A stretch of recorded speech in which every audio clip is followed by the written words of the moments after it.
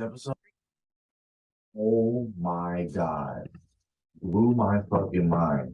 There's a AI programmer from Google, or AI engineer, an ex AI engineer from Google, basically like Phil Beans on a real fucking sentient AI. That AI isn't sentient, but all right. Huh? It's not sentient, but all right. No, well, with It passed the Harkness test. That was what it was. oh, you know what I'm talking about? I said a couple weeks ago. Okay. Well, they had his ass on, Yeah. and he was basically explaining. That was my first time hearing about this shit. I was like, God. Yeah, because the Harkness test is what a bunch of scientists and shit made up for. It's like the threshold for to see if they can beat us or if they can outsmart us, and it happened like twice. But they're not sentient; they just outsmarted us. He did say it has about the what the fuck did he say? Like Is that it? the emotional awareness of like an 8 or 9 year old. What? Like the computer. Like Oh wow, the program. that's crazy. And he got fired because he started like taking it serious. Like it said, I don't want to be treated like this way. It was asking for like, okay, I know you're doing experiments, but ask me first. Like it wanted consent to be experimented on and shit. Like, yeah, that shit wild. Bro, what? It's like, dude, I'm fucking cooking breakfast. I did not expect. I thought it was just another comedian friend or whatever. So when it gets to this part, I'm cooking breakfast and shit, and I'm like, whoa. Yeah, I think Budahar did a video on that nigga like a couple weeks ago. And he said it's programmed to like basically to like do what you like, make you happy, like do what you want it to do. Or whatever, but like it's programmed to not like give political or religious opinions, right, or whatever, because that's why I actually had a real. But dude, it was saying like it had to they had to rework some of its like positive and training or positive and negative training data when it was like combing the internet for things, because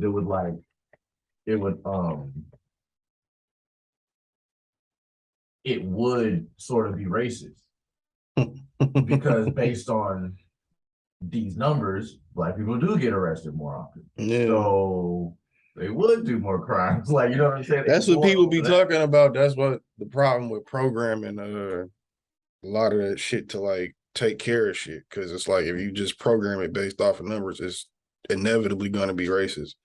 Because the shit is already racist. And another thing that was if you arrest more black people do crime. So what do you fucking think the machine is? Right. And another thing that was funny, it was getting like black people like racial things and descriptions confused with like porn titles, like porn descriptions, because porn is so descriptive and shit or whatever. So it'd be like Ebony Man charged with big black beating.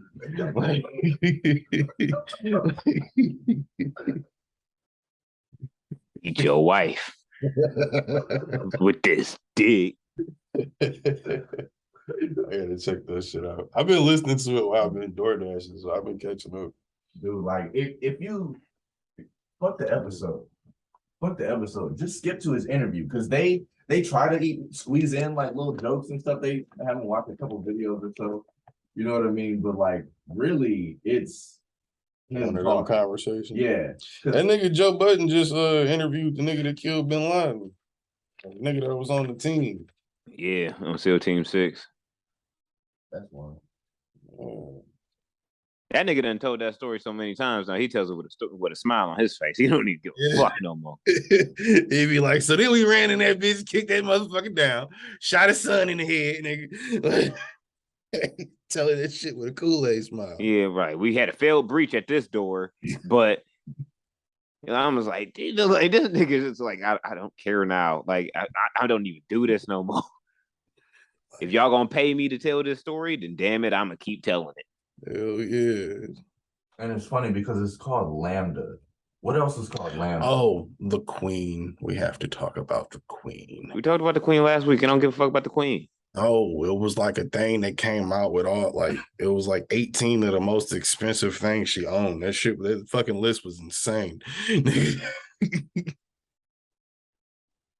If she ain't got the boxing gloves from the first Rocky movie, I don't give a fuck. She doesn't have those. Well, at least they're not on the list. If she doesn't get out, she ain't balling then, nigga. She ain't balling. She owns shit that cost a lot. Probably Sylvester Stallone. She ain't balling then, nigga. Oh yeah. Did she own the chain that Michael Jordan had on when he won the dunk competition back in the 80s? No, she don't. Hold up. I gotta type that shit in. 18 most expensive.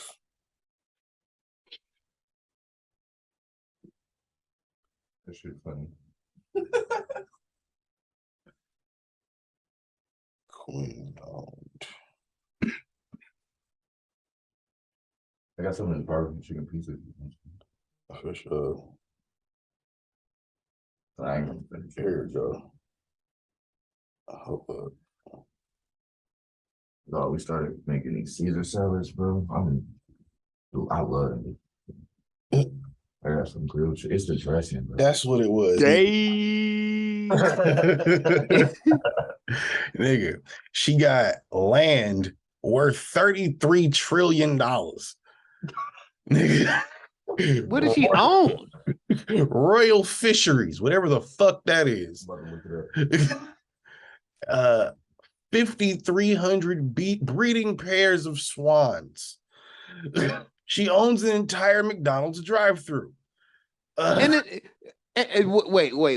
Just the drive-through though? You didn't spawn for the whole McDonald's? You just want.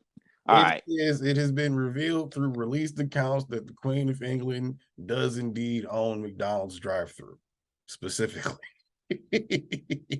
The acquisition of McDonald's came through the purchase of a retail partner, Windsor Castle, in 2008. They got that shit for 92 million pounds. All right. What more outrageous things did this white person purchase? What else you got? It's really just a Buckingham Palace, Balmoral Castle. Nigga, some of this shit they can't even put a price on. Royal Fishery, it produces sturgeon, fish meat, and black caviar. Wow. Okay. Yeah, it's a bunch of property and shit. She got a Bentley State limousine. Nigga. Fucking 84 Jaguar. Fucking the jewelry collection is 50 million pounds.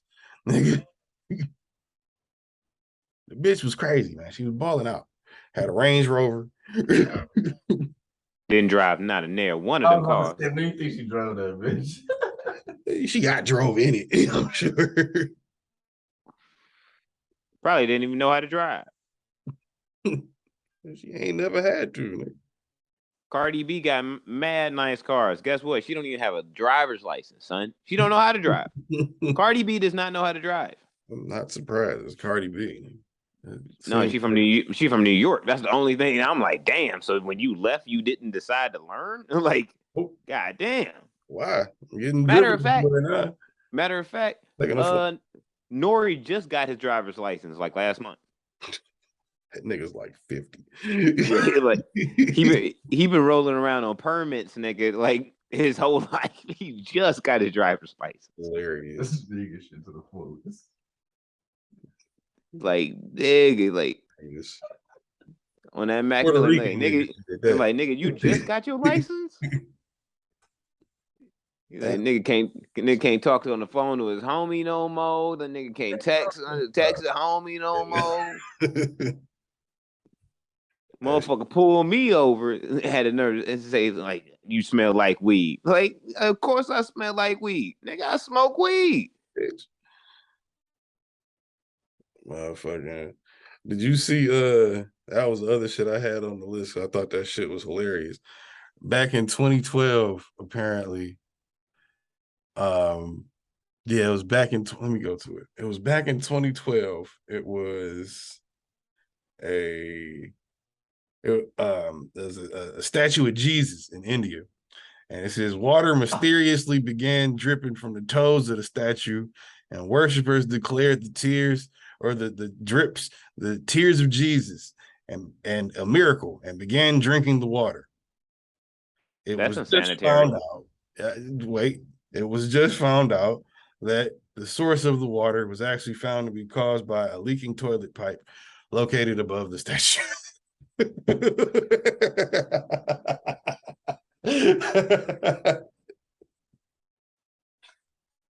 So niggas was drinking toilet water, talking about it's a miracle, backed up toilet water at that.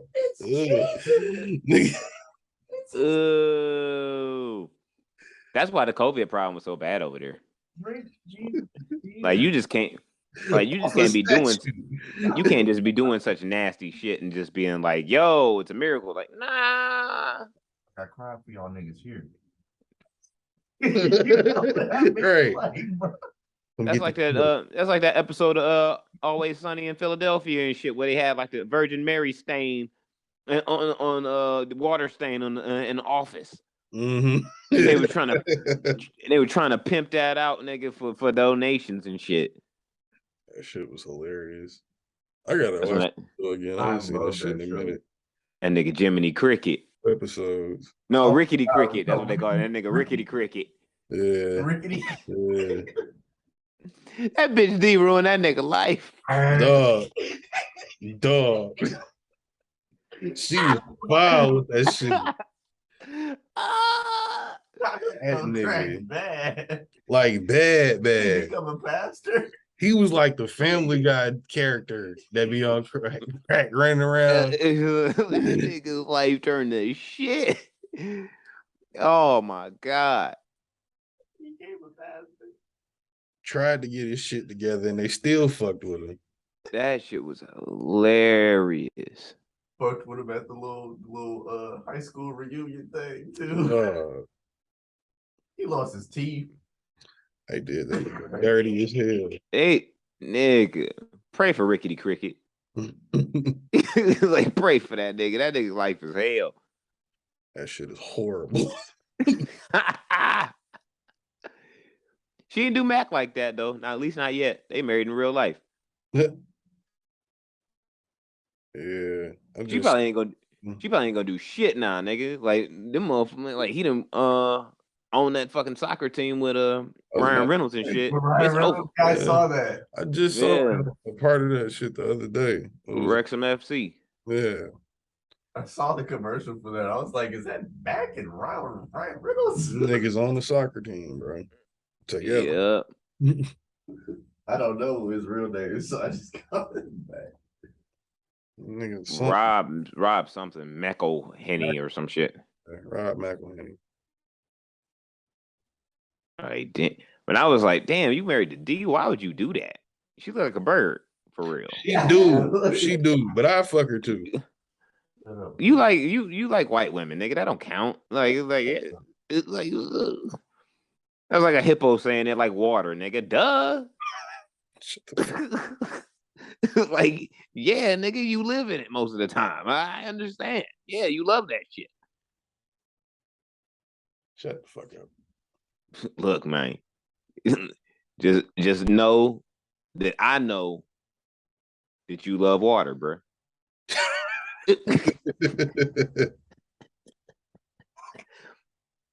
You ain't got to tell me you love water, nigga. I know you do. That's all I'm saying. That's all I'm saying. This motherfucker. No, I need to try some rice, honestly. Some rice? Yeah. Yeah, but you'll be right back to your water. So it's all right. It's all right. It's all right, bro. Not if that rice get me right.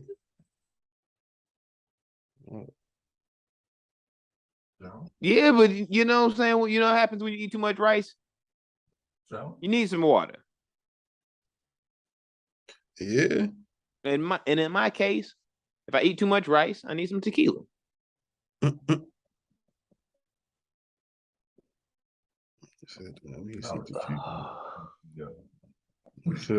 said if I was tripping, that would fuck me up.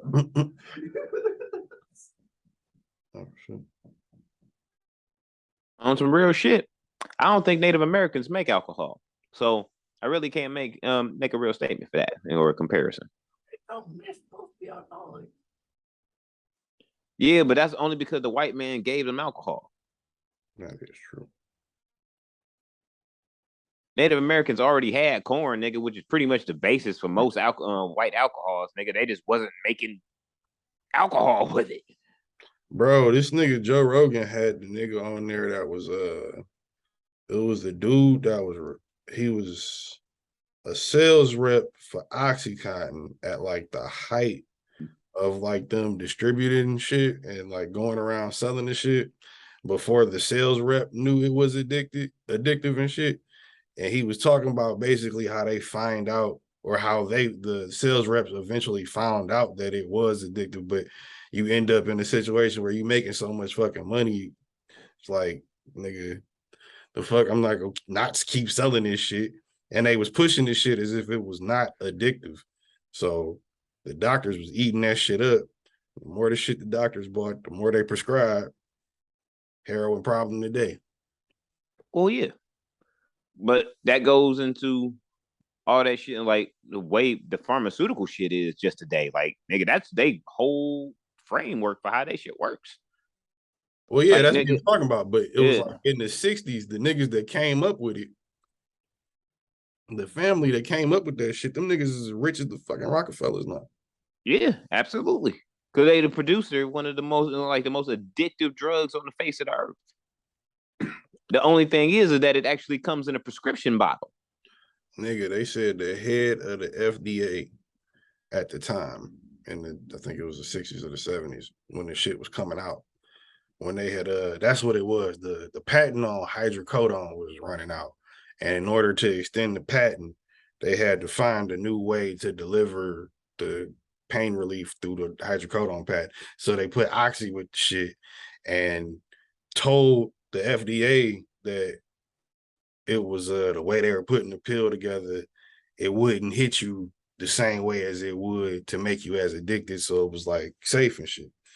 And the dude that was running the FDA at the time was like, okay, the shit sounds great. Went and met up with these niggas at a hotel and helped them put their draft together and just sent that shit through the pipeline, nigga. And then you get Oxycontin. And then you get this terrible opioid epidemic and shit. Like the nigga I work with and shit. Hey, the same. When he was got addicted to dog food, what made him addicted to dog food was oxys. Yeah. He had an oxy prescription and shit. Nigga, he had an oxy prescription. I think I two of them bitches my whole life. And then when that shit ran out and shit, he missed that fucking high. I remember end up snorting dog food, and it's like, yo, that shit had me on my ass. It's similar to that, but stronger. And I was like, yeah, bro, that shit ain't where it's at. At all. Remember, it was the circle or whatever, and I broke that bitch up into quarters and was flat, nigga. Like, like, bro, I took an 80 milligram oxy one day, the whole bitch, and was done. I was like, I'm good. I'm good on the pharmaceuticals just in general, nigga. Like, that was when I was going through my little painkiller phase. I was taking. I did the Vicodin game for a minute. It was great, and that shit got the better of me, and I was like, all right, nah, because it like I started popping so many just to stay high. Yeah, that's how they get you. Yep. And I started like whenever I drank, because you know what I'm saying, I was just drinking before anything else, and I would drink and shit and still popping them pills. I always throw up. You're not supposed like exactly, and I'm just like, all right, I feel like I'm like killing my liver, like for real now. Like, I'm good on this. That Vicodin, and I haven't popped one since, and I was over 10 years ago at this point. Dog, I remember I would take 5 750s, bro. I don't know. I never went too crazy with the numbers on the painkillers. It was the Xanax. I could take like 20 of them bitches, dog. I wouldn't remember shit the next day, but I could take them. I only did that shit like yeah, bro. I remember like fucking blacking out from Xanax, bro. That shit crazy. I remember that part, bro, being at James' house, bro. That one time, yeah, that legendary ass story about the McDonald's drive-through. Hell yeah. Hollering out, "I'll fuck James' sister just because she's so ugly." She had a fat ass though. She did. That's right. She had a fat ass. Y'all niggas nasty because y'all fucking ugly bitches and know they ugly. Y'all niggas gross. If you don't realize the bitch ugly, you fucking ugly bitch. That's just sad. We've all been there. But you nasty if you already know, you accepting of it, and you know the bitch ugly anyway. She made your dick hard. You gross, nigga. Gross. Here. You gross as hell. Footballs and a blunt. Yeah, I probably gave him to you. Huh? Yeah. I probably gave him to you.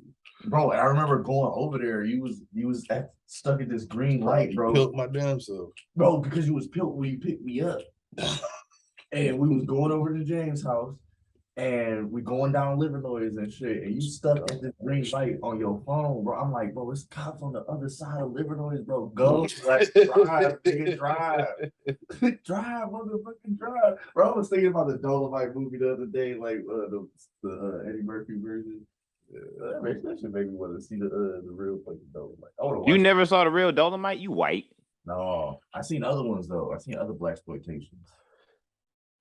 Like, nigga, you never seen Menace to Society, nigga. You white. Yeah. When you was a teenager. Okay. Hand me one of them periods up here. What? You seen New Jack City? I don't think so. You white. What? Refrigerator. Hand me one of them periods.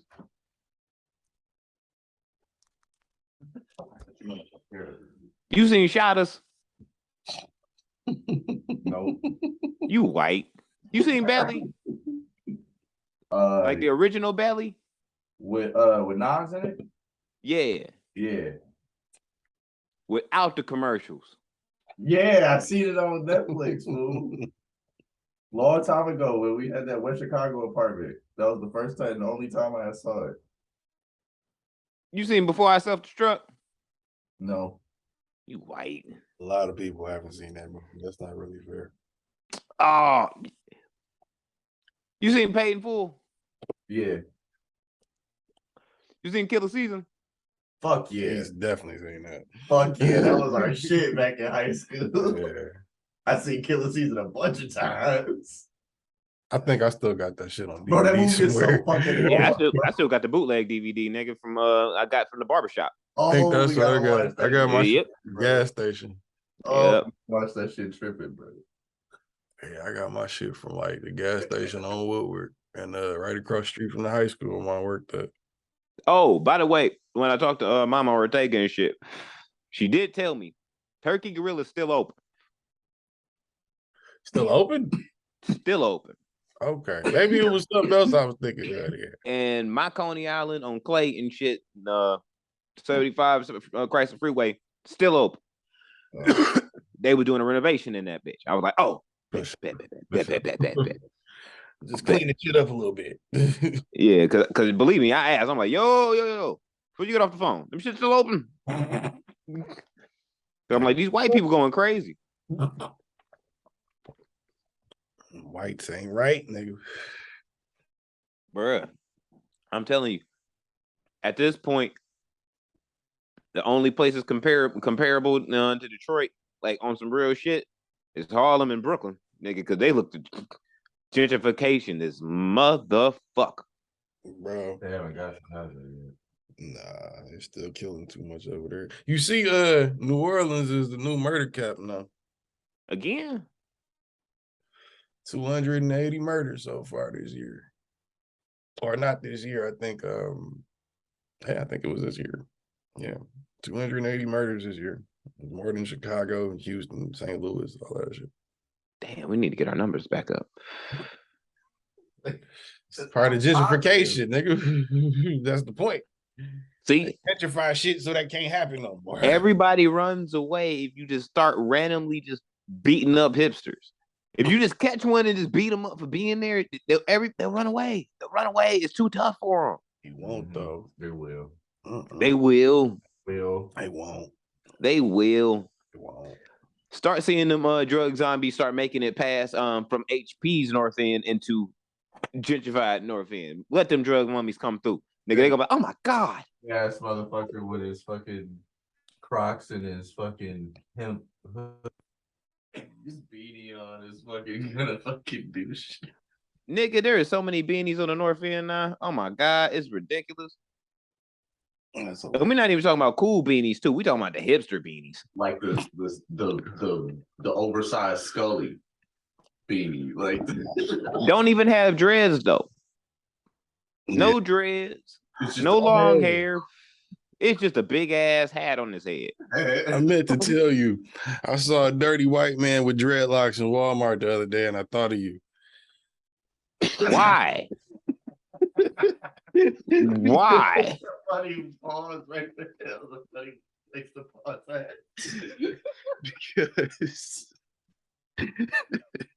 because nigga. I don't know. I just was like, wow, Joe would like really hate that to see that right now. Because it was very disheveled and dirty and he had dreads.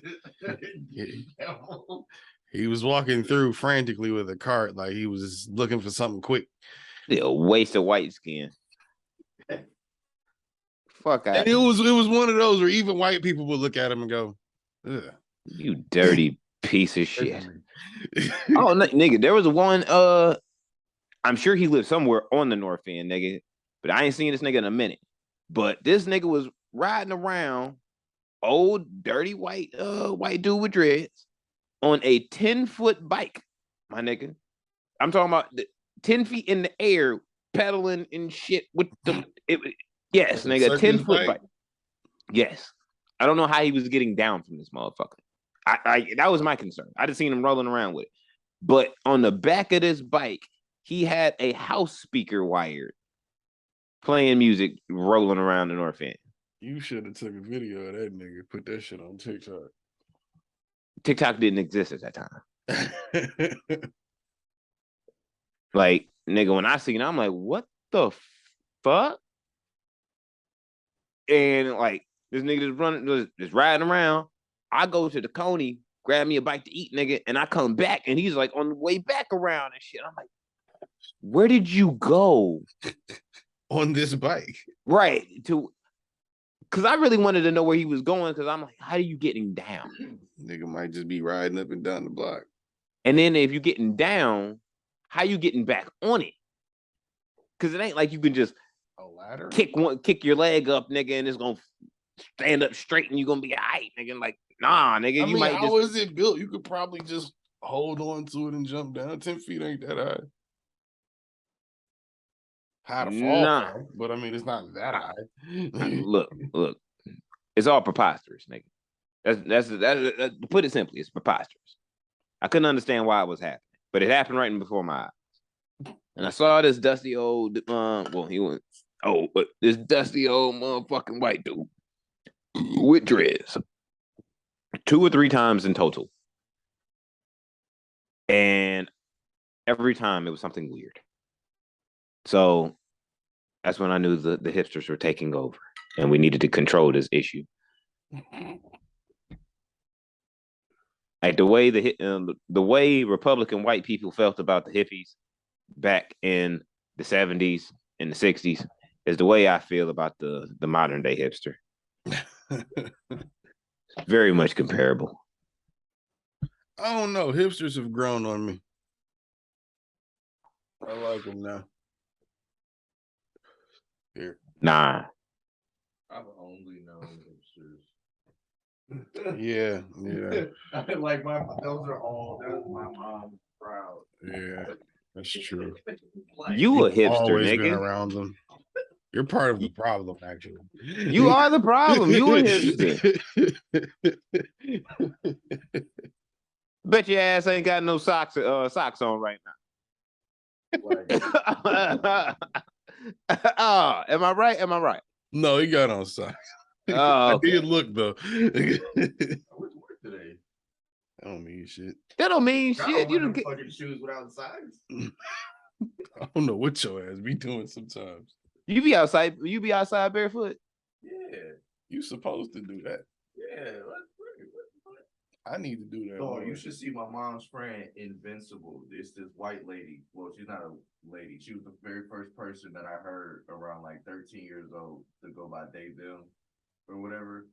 And fucking, like, bro, she, like, I swear to God, her fucking, she's got like a crocheted hoodie every fucking time. And this fucking, not, what the fuck is it called? Not a fedora. What's the Peaky Blinders hat? The Irish looking hat. Oh, the old timey bitch. I know what you're talking about. I call that shit a cap. No, I know what you're talking about, but I don't know the name of it. Niggas used to wear those in golf. Huh? I said niggas used to wear those in golf in the 90s. I know what you're talking about, but it's not that one. That does look like more so a Peaky Blinders hat because it got the little thing on the top, but it's like the fucking, I don't know what it's called, but she would wear that shit and be like, bro, it just complete hippie vibe, and then she would stay on like fucking like somewhere by the Unitarian church. Mm-hmm. On that's like downtown. Yeah. And then like my mom be talking about gentrification and shit. And she'll be over here like be going to rallies and shit or whatever. I'm like, but bitch, like you are part of the problem. That's why I found it refreshing when I showed my mom that please do not use gender language video. Yeah. With it was an Eric video, and she was like, "Oh my god, it's like sometimes we can't even fucking get shit done sometimes because or whatever." I was like, "Okay, so you're not like all the way over there. You're not too far." Look. Some things are just simple enough to where we shouldn't have to change them because they're already made simple enough. Yeah. Like that's all I'm gonna like. I'm gonna keep it like that. That's a trill bill. If you changed your gender and you just so happen to be a woman now and you prefer to go by she, that's cool. If you prefer to go by he, that's cool. You talking to me and them and they, I'm gonna start looking at you like you are a Tea Party member. The fuck is wrong with you? I think that might be more offensive. Pick and choose. No, pick and choose a winning side, whichever one. Yeah. Since the dawn of time, we've had the two options. You don't want to be one or the other. That's on you.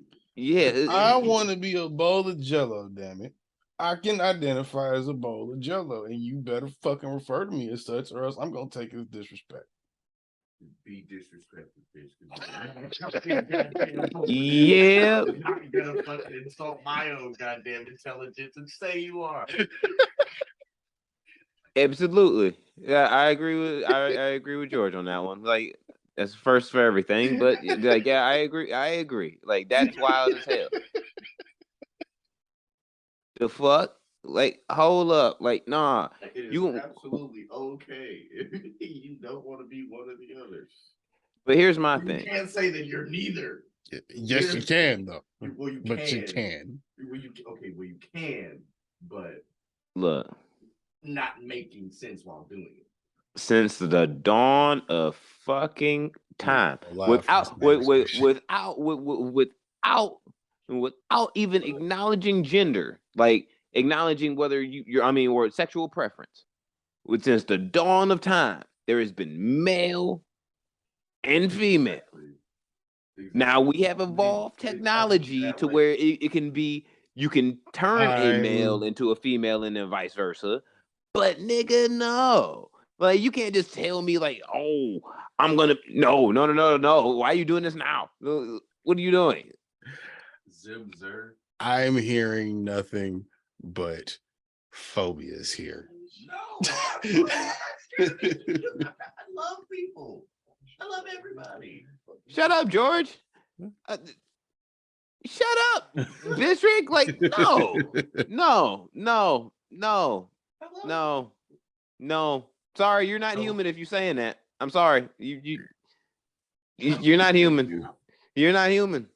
How dare you? You're because you choose not to use your fucking brain. Like simple as that. You're not human at this point. That's fucked up. Because an animal can't choose not to use his brain. It has instinct. It abides by that instinct no matter what, unless it's trained to do other things instinctually. If you choose, and that's a thing between us as human beings and animals, if we choose to do certain things, you can choose to be a fucking idiot. And that's some idiotic shit. And you should not be referred to as a human being if that is. I don't know if that's the case. It is. I'm not going to refer to what we're talking about since we went through that since before we went live. You ain't getting me canceled. Nope. Nah. I know you see it. Nope. Nope. At the same time, I don't know if it's that. Like I said, all I'm hearing is phobias around these parts. You will not Roseanne Barr me. Nope. Not going to happen. You will not do that to me. No, what sir. Did she do? When she got caught up with the racist ass tweets. And lost her show. And lost everything. Before that. Yeah, absolutely. Like, that wasn't new, nigga. That was just new to young niggas. Yeah, that's true. That's true. Mark Wahlberg been racist. You said Mark Wahlberg been racist? Yes. Is he really racist? In like the nice racist way. Just because he's from Boston? Yeah, he's like Boston racist. He's not like, he means well, but he's gonna call you a nigga. Nah, Boston racist is pretty racist, bro. Like, I'm gonna keep that 100. That's pretty racist. Like them, that is very angrily. Them American Irish motherfuckers in Boston. My God, but that's different. That's different. We talking about real life racism. Like, bruh. Like, bruh. Everybody from Boston is a little racist. It'd be the poor American Irish Bostonians that be going ham the most. Like, dog, y'all do know that y'all all here because y'all like white niggas, right? Like, they didn't like the Irish, so they secluded y'all to Boston. That's like they put y'all. It's like, yo, shit at us. Like, they didn't like you either, nigga. Real talk. They was like, yo, you get a choice. You get Boston or New York. Which one do you want? Stay there. Yeah. Like, stay there. That's your home now. That's where you live. That's what Republican white people do. Like, you stay here now. So we don't have to see you. Nigga. And know that you exist with your accents. But damn. If I got what basically, I guess, kicked out and forced to live in Boston my whole life, I don't know if I can make it without bad white women. You're Cushion from Boston. Anyway.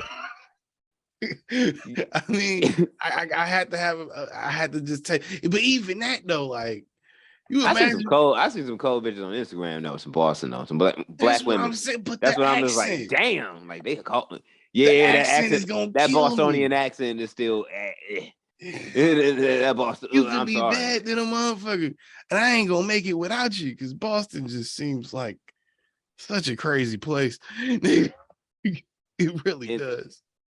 And it's like the American and Irish accent together just sounds bad. Like when it becomes evolved. Like, but if you like natural Irish, that don't bother me. Like if you like a natural Italian woman's voice speaks to my soul. Speaks to my soul. It's like I'm under her willpower now. You know what I mean? She might as well be Medusa. It's over. But a New York Italian woman's voice is like, ugh. Like it just sounds bad. It's like it has like a rasp to it, a little more aggression on it. Yeah, like it just sounds bad. And like at the aggressive. Shout out to all of our listeners from across the pond, though. Yeah, we love those accents. Yeah. Those accents are amazing. Who the fuck are you so we can get to the shits, by the way? I bees the one and only Busy 93. Bitch. Those who know me, but if you don't, then I'll tell you, bitch. I go by the one and only Can't Go Down. Some call me Kwame Khalifa, the motherfucker that will rob you, go to jail, get out, start a ministry, and rob the government. Oh, super Kwame. Niggas want to be super gremlins, and nigga upgrade yourself, become the super Kwames, bruh. Hey, AKA Mr. Liddy Two Titty, fresher than a bag of new 50s. Why is that, sir? Because you limpia, sir. Yes. See. AKA Captain Dr. Science. Why am I not in the lab coat? Why don't I have a practice? Why am I selling pharmaceuticals on the street? Because life is hard sometimes, but I'm here to fulfill your needs. It's America. It's always rough. Amen. But that's all I got, bitch. I come from the slums, the deep, dark hole of the desert, where we produce all your very needs. The home of bitch and tequila, 50-cent margaritas, and cartel dealings of all extravagant sorts. The A1 on the mic, because that shit goes on everything and makes it better. The one and only Jose Ortega, also known as Zay Mysterio, coming off the fourth rope on your dumb asses, you know what I mean? But in case I don't come off the fourth rope and shit, because jumping on people is quite dangerous and sometimes it hurts and shit, causes concussions, and we don't want that, you know what I mean? I do come through with the super crane kick, because I am the almighty Tito motherfucking Lee. Wah! On you bitch ass niggas. Also known as 2024 Space Ghost. So I'm always ahead of time. You're trying to catch up. And it's all right, though. Y'all just small tomatoes, so you can't catch up. You feel me? And it's episode 222, Millennials Podcast, House of Spades Media. We in this bitch. 22 twos from the best two in the game. No Jay-Z intended, but I'm still spitting them bars. You feel me? Shout out to everybody across the pond. All of our listeners across the world. If you speak English, shout out to you. If you watching this on caption, shout out to you. Like, share, subscribe, hit that notification bell, God damn it, too. I heard that's what the streamers do. So what you're supposed to do. Yeah. Speaking of which, what I mean? The way shit is going on Twitch this week, nigga, we might be doing this shit on YouTube after this. We might not even be twitching no more, nigga. What, we getting canceled? Huh? We getting canceled? Oh, no, not us. Twitch. Oh. Why they cancel? Say they've had a rough week. Why they getting canceled? We canceling a lot of people this week.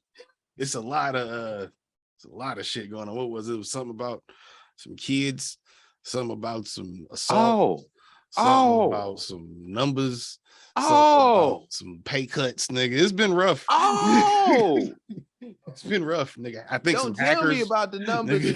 Don't tell me about the numbers and the pay cuts. No, it's been some shit. Did I hit them right? I hit, yeah, okay. Yeah, they took a 70-30 split to a 50-50 split. Oh, for everything after 100,000. No, they're giving them until 100,000. Yeah, it's 70-30 is 100,000, and then it's 50-50 after that. It's nasty. And they thought everybody was gonna bump everybody's shit up to 70-30. Nope, they took everybody's shit down. And if you a streamer like on our level right now, doesn't even affect it either way. So might as well switch while the game is hot. Oh, Yep. that's terrible. Oh, we have a rough week sometimes. Like I had a rough week too, so I feel them. I will say, send the bag anyway. YouTube send the bag. No, because if Twitch sent us the bag and they fail, we still got the bag. We can still just do this someplace else. They failed, nigga. Yeah, we just deal with it. Why stay on a sinking ship when you can get on an elevator? The fuck up out of there. You know, because we can get both bags. You can get the failing bag and the come up bag at the same time. They both you bags. Failing, you not offering bags to niggas at this level. That's why we do better getting the bag of YouTube. Right. That's why it's called the heavy risk, bro. You need to make heavy risk. And you know what I'm saying? And big risk to like shine out big. So if it work, it work. If it don't, it don't. Hey. But we got 2 bags instead of 1 bag. I'd rather get my 2 from Alphabet, sir. Shout out to Alphabet. Send the bag. Wherever the bag is the biggest, I'm taking it. Like I'm like it is, as long as it's within reason. I'm not selling my soul to Vladimir Putin for 1 billion rubles. Like, that was the other thing. Like, I'm not doing that shit. That was the other thing. Niggas was on this bitch smoking crack. You hear about that? In 2022, people still smoke crack. Bro, bitch did a summertime, didn't even know she was doing it. Bro, for real. Sitting up wow. Bro, it was a chick. I think it was Charlie that said that shit, or it was Charlie or Muda. It was somebody I look at on YouTube talking about, nigga, it was a bitch on there smoking crack live on stream and Twitch did nothing. Like the whole rock though? Sitting up there just talking to niggas, just yeah. Wow.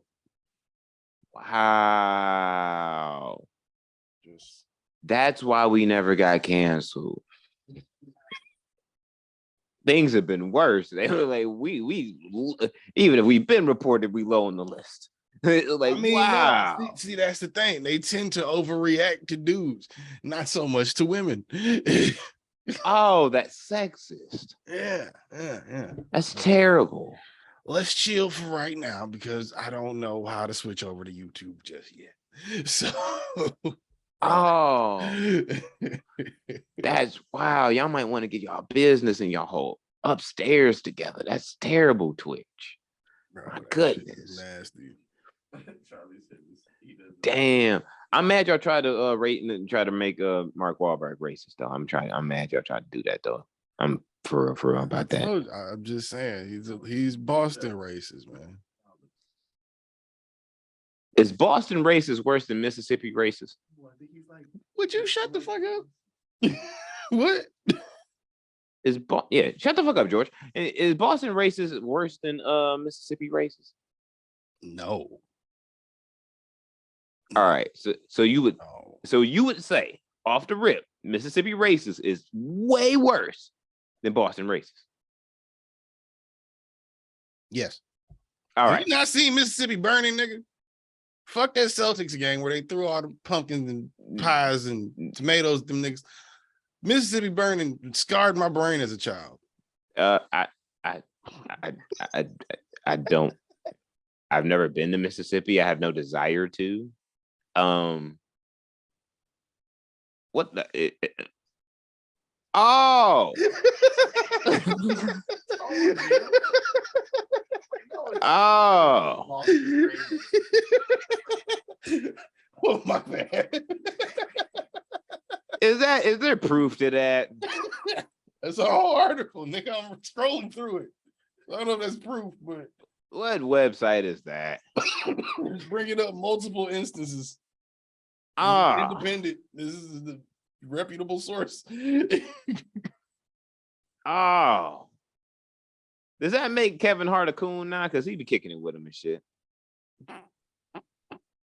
I mean, does that make all of us a coon for fucking with him?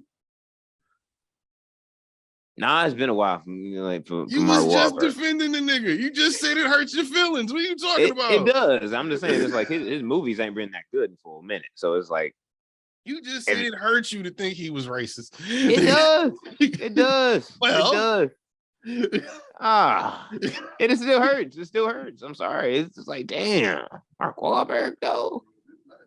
Damn. Is he more racist than Brett Favre? He left a black man blind in one eye. That might be slander. Allegedly.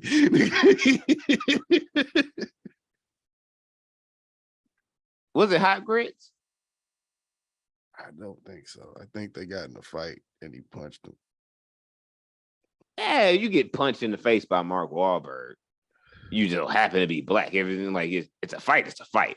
Now, if that nigga assaulted him and then like punched him in the face, then it's, in my opinion, it's like, all right, then it's bad. It says, oh, my bad. It wasn't a black man. That may have been alleged. It says, what have his victims said? In recent years? God damn, victims?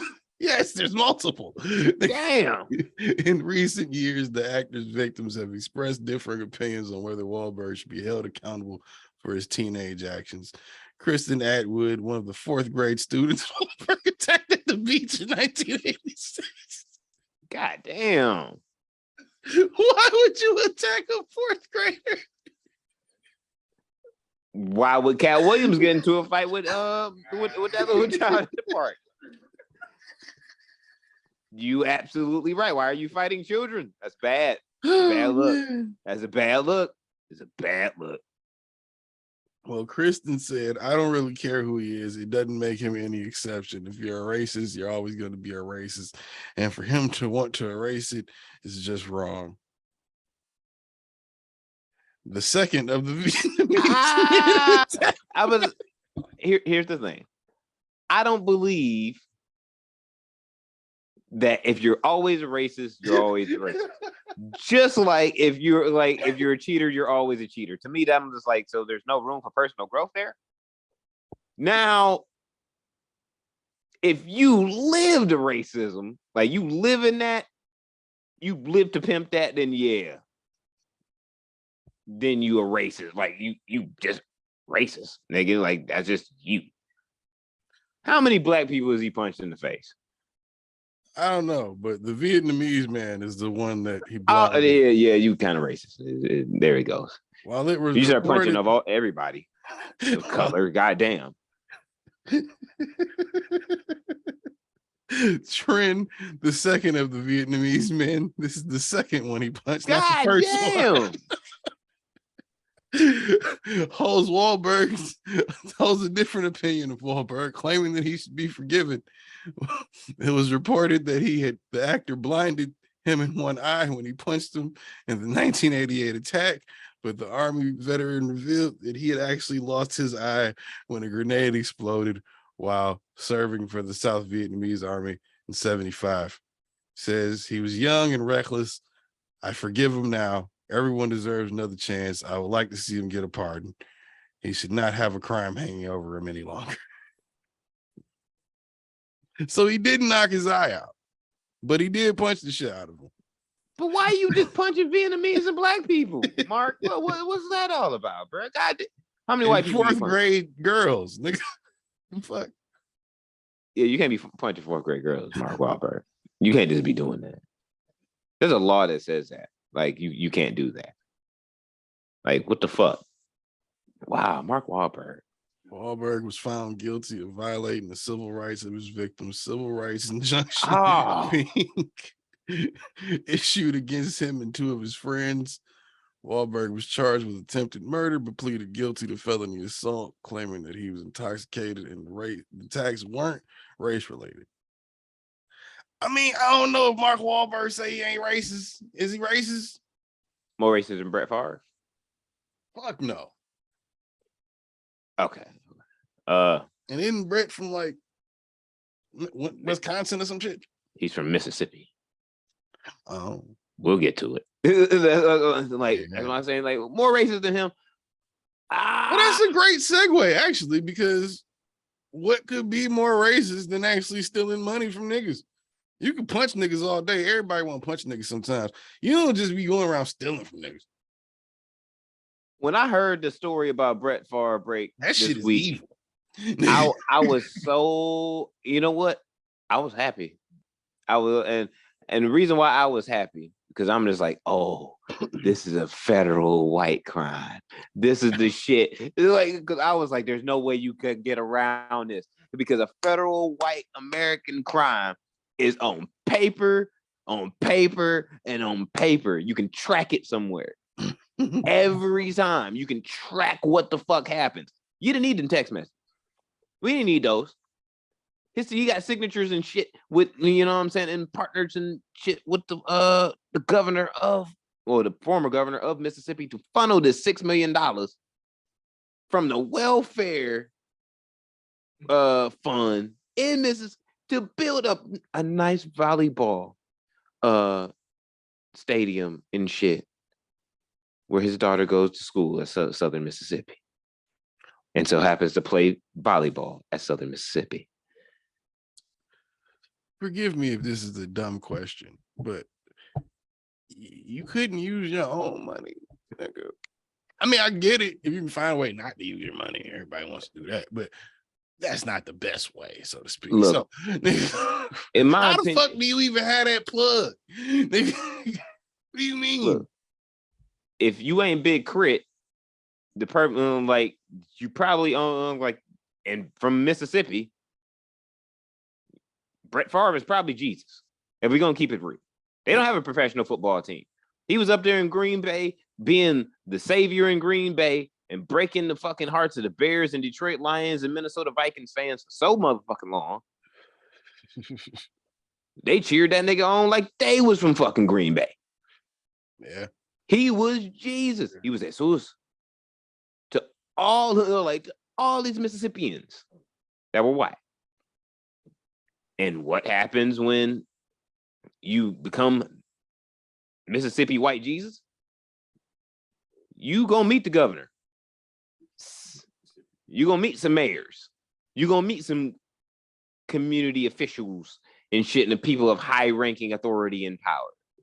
You gonna know the dean of Southern Mississippi. Like you gonna know some people, bro. And like you gonna know some people. So, nigga, you can get $5 million from somewhere other than the welfare fund, nigga. That's why I said I love the fact that it was a white crime, because you can't really walk around it, because you paperwork's there. And like if you just put the pieces together in like on a fucking wall, you'd be like, oh. So that's what you did. Yeah, this is illegal. Yeah, like this shit is illegal. Like you can't just do this shit. Like for real. There's laws. Like I got the book right here. It says laws on it. You're like what? Like for real. Like you can governor. Now, so-called black crime or urban crime, depending on where you're from and shit, that may be considered like, oh shit, I got caught up with a bag. But can you prove that bag was mine? You really can't. You gotta have to be like the possession of. You can fight that shit. If you got my signature on a piece of paper. If I want to classify these as black and white crimes. No, it's good because we call it white collar crime. That's why I call it white crime. White collar crime. But they would consider urban crime something of drug dealing, murder. That's blue collar crime. Working hard crime. Like that's hard. Laborers, nigga, you're workers. Yeah, that includes mostly everybody else, nigga. I've heard urban crime being described as the thing, but neither here nor there. That's what you do it in the city. I call it crime. Unless you do I just call that a normal day. Like all right, sheriff. You sound like you running for sheriff, nigga. Come on. No, I mean, like to me, It's crime. It's just what level of crime you're on. White collar crime to me is still white collar crime because realistically, nobody's getting like noticeably hurt unless you notice it. Yeah, you know but even when you notice it, you just get a little slap on the wrist. More blue collar crime or just crime, if you want to call it that, just the other end of that's not that type of crime. Yeah, nigga. Because they said Brett Favre, because they were like, nigga, what you got to my bad. I tried it. You caught me. My bad. Look, if they don't at least get that nigga a one piece, like they gave, like at least. See, that's the question of how illegal is it to attempt that when the governor helped you? It's not legal, period. Okay, but the governor helped you. You embezzled and frauded $6 million from the fucking welfare fund to one of the poorest communities in the country. You took $6 million out of that money to funnel to your daughter's Division two school to build them a fucking volleyball court. Copper Fit ain't paying you. That's what I'm saying. I'm more offended he ain't use his own money. Just because it's like, nigga, you should have that. $5 million should be nothing to Brett Favre. I'm sure he has it. I'm sure he has it. But if I can get away with stealing it, fuck it. If you that type of motherfucker, yeah. And to be stealing from this is Mississippi, if we talking about it, nigga. The welfare and impoverished in Mississippi, guess who they are? Black folk. Well, that's what I was gonna say. How mad do you think Mississippi is at him? Are we talking about black folk Mississippi? Or are we talking about white folk Mississippi? Two different Mississippis. Yeah, but just Mississippi. I would say 30% of Mississippi would be angry and inflamed at him. I would say 60% would be, I would have done it too. And then the 10% is like, well, I don't really care that much, but I'm very much disappointed in Brett Favre. So, because either you care and you care about the sanctity of what realistically he did and was doing, or you just are disappointed because, like I said,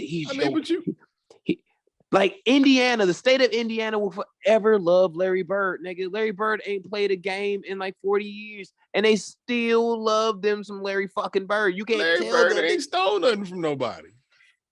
But if Larry Bird did, it would. And like the state of Indiana is a perfect example. In the Midwest, we share the same region. There's not a lot. It is a racist ass state. It's like on that list. But black people and white people are very much separate. They got these little collections of just like Michigan, where it's you got some black people here in communities, black people here. That's pretty much about it. The rest of it, usually white and corn. So the majority of the state, they're gonna champion in Larry Bird till they die. And they're gonna be like, well, I would have tried it too, man. Like, fuck them guys. You know what I mean? Like, he was trying to do something for his daughter. God damn it. And then the other 10% is gonna be like, I just wish you would have done it differently. I'm disappointed. And then you got your 30%, of black population, which is probably like 95, 98% of the black population realistically in that state. It's like, man, fuck that motherfucker. My point is, what is being mad gonna do? I ain't gonna do shit. And what did he get the money? Did he even get it, or did he get caught before he got it? Because that makes a difference.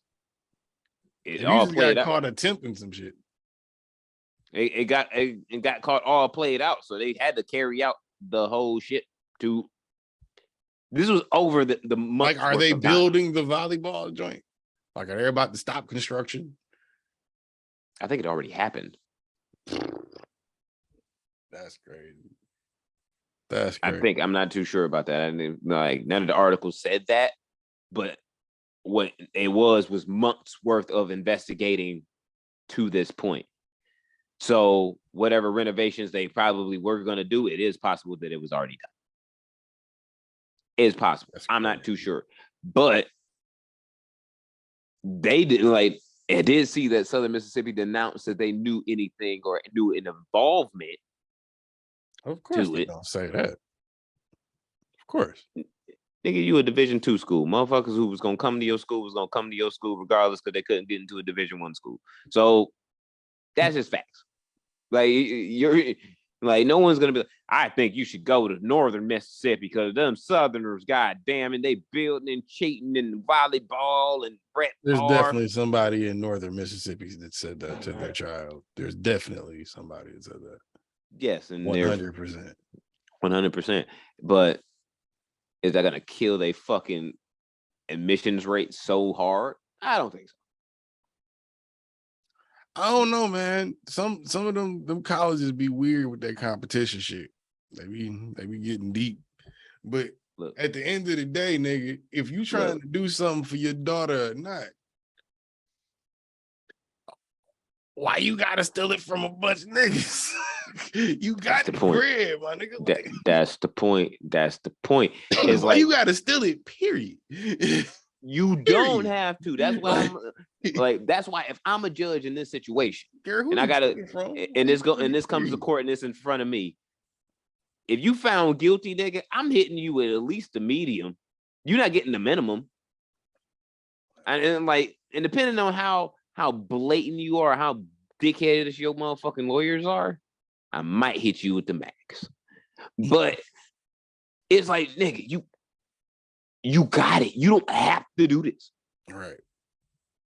That's like somebody that's like that's like Jay-Z getting together with Tata and them and Emery and was like, yo, we gonna rob the Federal Reserve. Nigga, why? You already got it.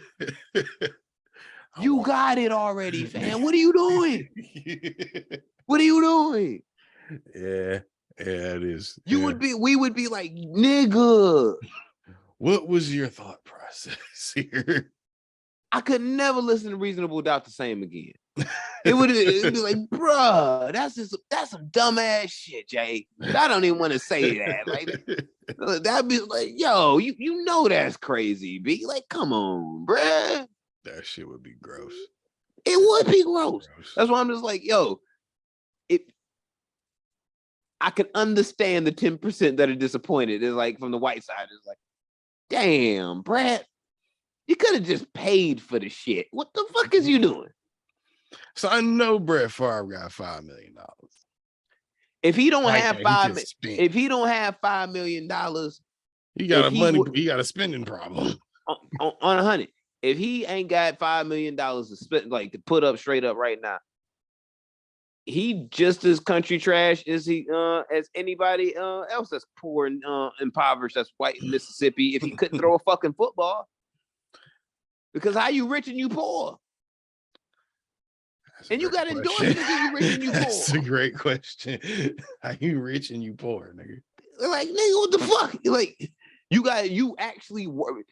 MC Hammer went broke, and when he went broke, he wasn't making no money coming from nowhere else. Nigga, I see you on a Copper Fit fucking commercial at least 3 times a week. So you telling me you ain't got no bread? You ain't got 5 M's. You been there poster boy for me, you and Jerry Rice for the last fucking 5-6 years.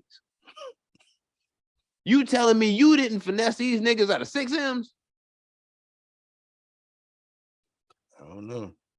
Ain't like he ran through the football money yet. The nigga not broke. Jersey sale, I know that. Like, the nigga not broke. He got gold bricks, bro. I'm like, he has. Like, if you would have robbed Brett Favre's safe, he was probably at least 1 gold brick in that bitch. At least 1. And that 1, even if he's just that vain of a person, just like, yo, I got a gold brick. I ain't gonna do nothing with it. I just got this one. I just wonder. He that much of a dickhead, bro. I'm not really shocked that he's a racist. I'm not at all. I've been saying this shit for years. Everyone was trying to just like, nah, what proof do you got? Bitch, hear my proof. That's all I'm gonna say about it. This is my proof. Right now, for all of you people that said Brett Favre ain't a racist, you don't have proof. Bitch, now I do. World has seen this. It's hard to argue you're not. Because you clearly had to look at some money and go, where do we take this from? Right there. That looks good. I bet $1 million cash they're gonna do some stupid shit and be like, well, knowing because they have the text messages that they know what we all know and that he was in cahoots with this whole shit. He'd probably be like, well, I had no idea where they was funneling the money from. I thought it was just gonna be a minor thing. I didn't think it was gonna be the welfare fund. It's not. I'm not the bad guy. Kiss my ass. Are they bringing charges against the nigga or not? Yes. Everybody been subpoenaed that's been dealing with former fucking governor Brett Favre, somebody else that's like the head of the motherfucking department that helped them do the shit, like the whole nine. Boy, done fucked up. And like I said, with white collar crime, if you're gonna call it white collar crime, it's all on paper. It's all on paper because you can't do it without signatures, times and dates, and a process line of paperwork. You cannot do it. If you want to embezzle money, then you're gonna leave a paper trail. Your signature may not be on it. It may not be even a real actual signed signature. It may be digital. Yeah. But you had to make some type of trail that leads to that. That's why these motherfuckers get caught up on RICO cases and their money get taken away. The first thing that goes is their cash. Because it's like, oh shit, I know where the money at. So when we go up and run up in these niggas' cribs, shut all that shit down. That's what I was gonna say. They definitely gonna they might not put them out, but they gonna definitely look at that nigga bank shit and be like, nigga, why didn't you just like I said, the judge, like if it's not a biased ass Mississippi judge, is gonna be like, nigga, so you got 20 M's in the bank and you decided to technically not steal for your kid. You stole to make your kid look more popular by giving the school something. You know she only gonna be there 4 years. And you decided to steal $6 million, and you got 20 million in the bank. That begs the question. You don't love your kid that much. You don't love your kid. Is it really for the kid? They gonna call it the Brett Favre joint.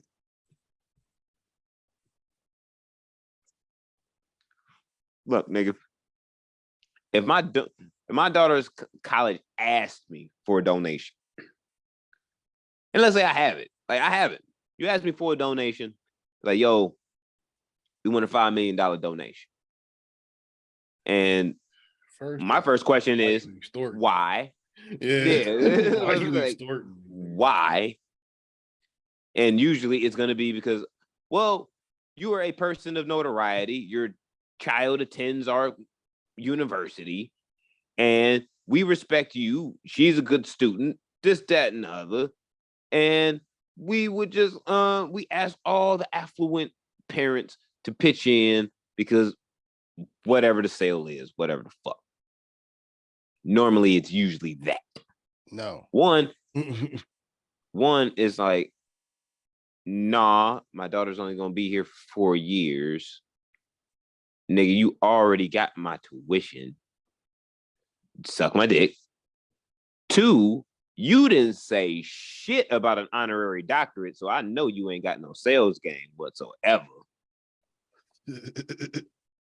And 3, your diversity numbers look like shit, and not in no way according to my liking. So guess what, sir? Kiss my whole ass. No. Ain't no fucking way you could do that. No. First off, it is an abomination And Brett Favre didn't know he was pimped. He didn't know he was pimped. He already paying for it to go to school, nigga. And then they ask you for the 6 M's. Or you did they ask him? I was just about to say, it actually makes it worse if he volunteered for the 6 M's. If he volunteered to steal the 6 M's too. Because, if you're doing it for your daughter, is it because the school is like, nigga, we need you to come off 5 M's. And you like, I ain't got it. I got to find it. Or you like, what if I get donated a volleyball arena, stadium? What the fuck? Matter of fact, I got to see what his motherfucking net worth is. Because now this is bothering me. Like, I guess so. I guess he plugged in like that. It's Mississippi. He is they black Jesus. Yeah, they white Jesus. Like, that's who he is. No, you was right the first time.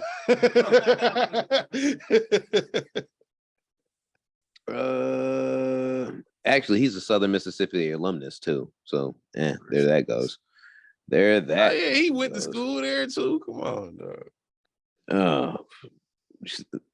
Then I know his daughter going there for free. His daughter's going there for fucking free. He did that shit for himself. Nigga, he didn't do that shit for her. Let's see. That makes it even worse.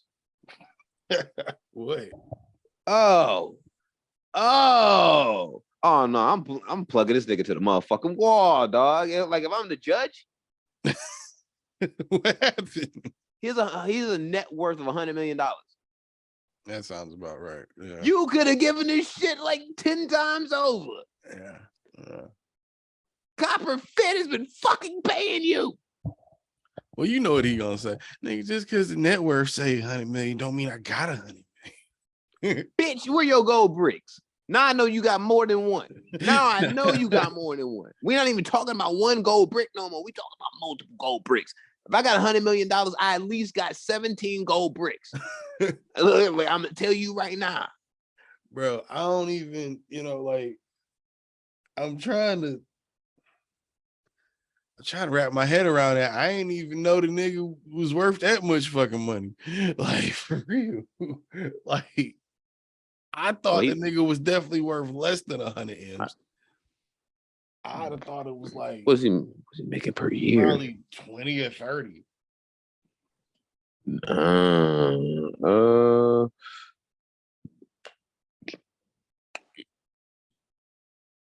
Yeah, so out of NFL endorsements and business, $20 million a year. That's what he's been making. So yeah, if you're making 20 M's a year, you got 5, bro. Nigga. You got 5 saved. Nigga. Matter of fact, you already a selfish ass bitch ass nigga on the low because nigga, you went there. The only reason that like anybody probably in that state knows about your motherfucking school is because I played football there. My daughter played volleyball there. She probably go there for free just based on GP and love. So you telling me all this career and shit, I ain't donated nothing to nothing? And I had to go like, yeah. At that point, I'm gonna go take this. Like, I got a governor homie, and my governor homie got another homie, and them two, like, and we are homie together. I don't even gotta pay nothing really for real. See, that's what I'm saying though. Who knew Brett Favre was so plugged in? That shit wild that the governor would help you with some shit like that, bro. How many kidneys do people have? 2? I believe so. Someone should stab Brett Favre in one of his kidneys. Because that's he on a commercial for shingles at one point or some shit like that. I don't know, but that's some wild ass shit, bro. Because in no way does this compute, and I'm just like, all right, I understand it. Like, really, for real. Like, all right, if you look at it from this perspective, it's okay. Nah. You just ain't shit. Like, you genuinely ain't shit at that point. Like, if I'm making 20 M's a year, I'm not playing football. I'm making 20 M's a year. Nigga, Don't he own some Papa John's or some shit too? Papa John's racist as hell without Shaq. Like Shaq is still there, nigga. He's I said, still owns part of it. He gonna own the rest of Papa John's because everybody gonna racist the fuck out. Niggas like racist for their own good. Right. He just gonna keep buying them shits up, and just before you know it, he's gonna own all the fucking Papa John's stock. It's gonna be called Shaq John's. I'll probably try another pizza then at that point because I haven't ate Papa John's since he said nigga. Since Papa John said nigga. Oh no, I've had Papa John's one time in my life, nigga, and I don't like their sauce, bro. That was way before we knew that Papa John was racist. Like, oh, it's okay. It's not I thought that shit was trash. I was like, nigga, y'all putting sugar in y'all motherfucking in y'all shit, nigga. Like, this shit is nasty. It's not something I wouldn't buy like a large, but like I bought a medium. I bought some slices. Nah, son, I'm Gucci on that shit. I tell you what, definitely some times where that was the only shit open, and it was like, I need something. Fuck it, I go to Papa John's. Like, nah, there's never that moment for me. That shit gross. But like, I got 20 M's. Bottom line, I'm not going to steal 6 M's from poor folks. Well, you would hope you would try not to, right? No, I'm just not going to do it because my mama would be very disappointed in me if I did something like that. She probably would. Yeah. She gonna, Mama Ortega gonna look at me like, nigga, we was poor, so you gonna steal from your peoples? From me, nigga? You gonna steal from your peoples? No, she gonna do it in a real calm voice and look at me stupid, just like I'm looking at the world right now, and it's like you gonna steal from your peoples, bro. All right, I just hope you know what comes with that shit. No, that's what it's gonna be. Yeah. And you know what probably comes with that? A kidney stabbing. And it's like, you kind of got to take that. You kind of got to take that, bro. I don't think Brett Favre being placed. JFK and Bobby didn't do nothing that bad, and look at how they turned out, bro. Yeah, that's different.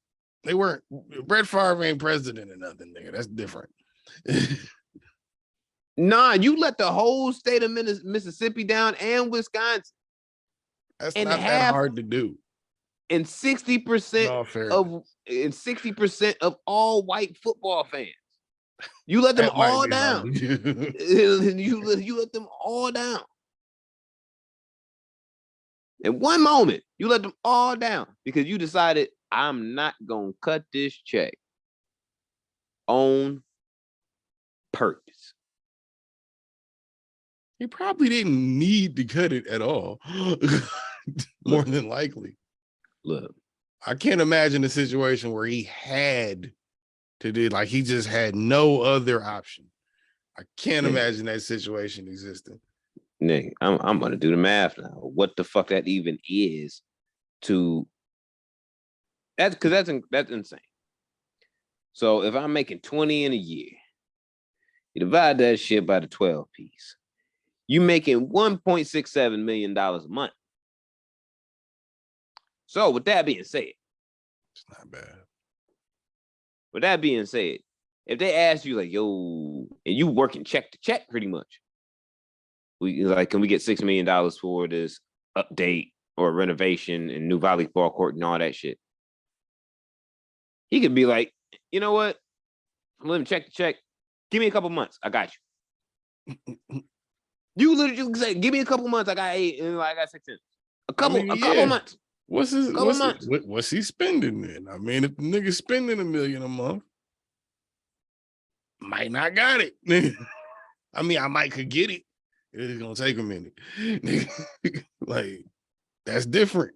You a pathetic waste of flesh. I mean, it's easy to believe a nigga can run through $1 million a month.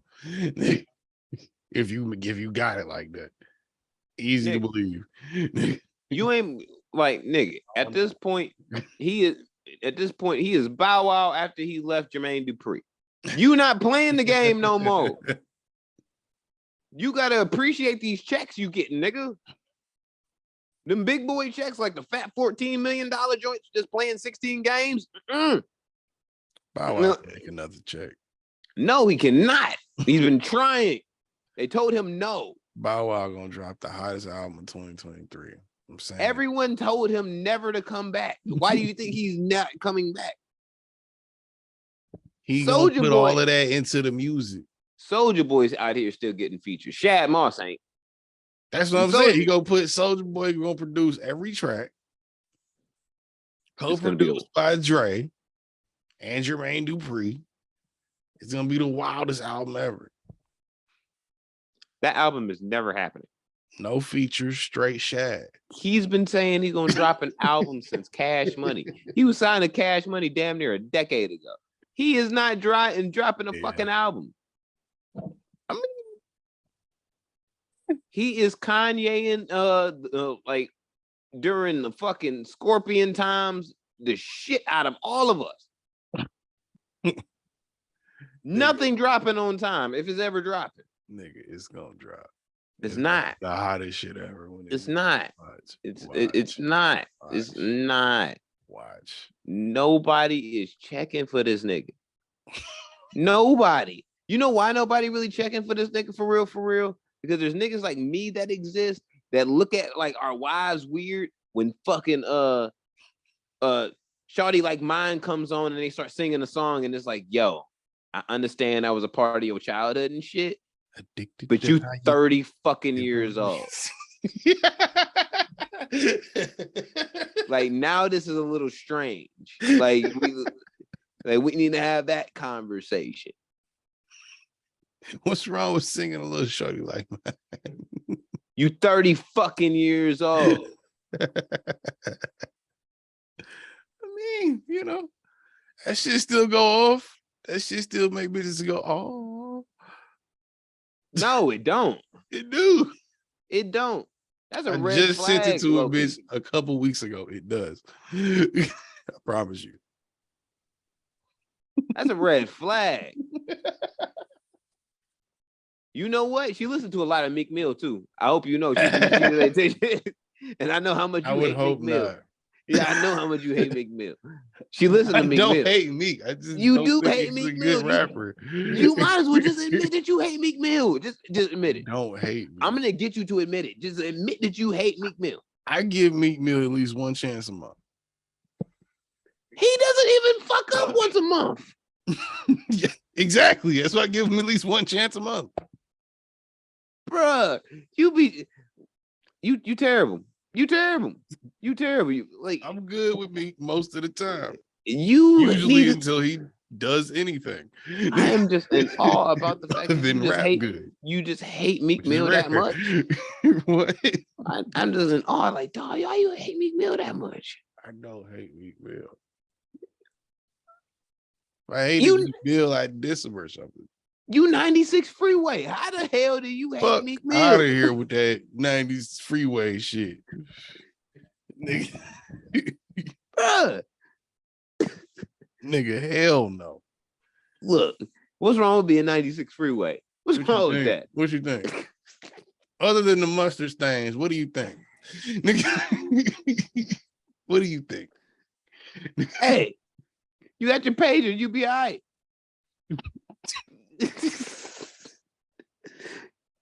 I'm just trying to, you got to look at those silver linings, bro. You got your pager, you all right. Do I have enough money for a payphone or do I have a cell phone? Fuck.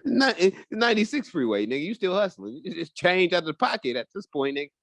You gotta do what you gotta do to get your pack. You can have a brick boy on you with a little you got a little Nokia on you, nigga. That's 90. That was 90s Philly, nigga. They ain't even had that type of technology.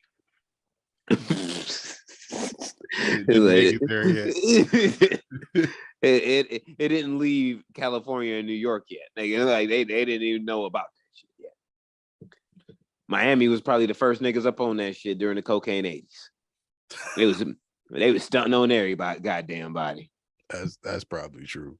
Like, nigga, you ain't got a car phone? Like, nigga, you got a phone in your car? Like, nigga, this came standard, nigga. What you mean? That shit blow a nigga mind.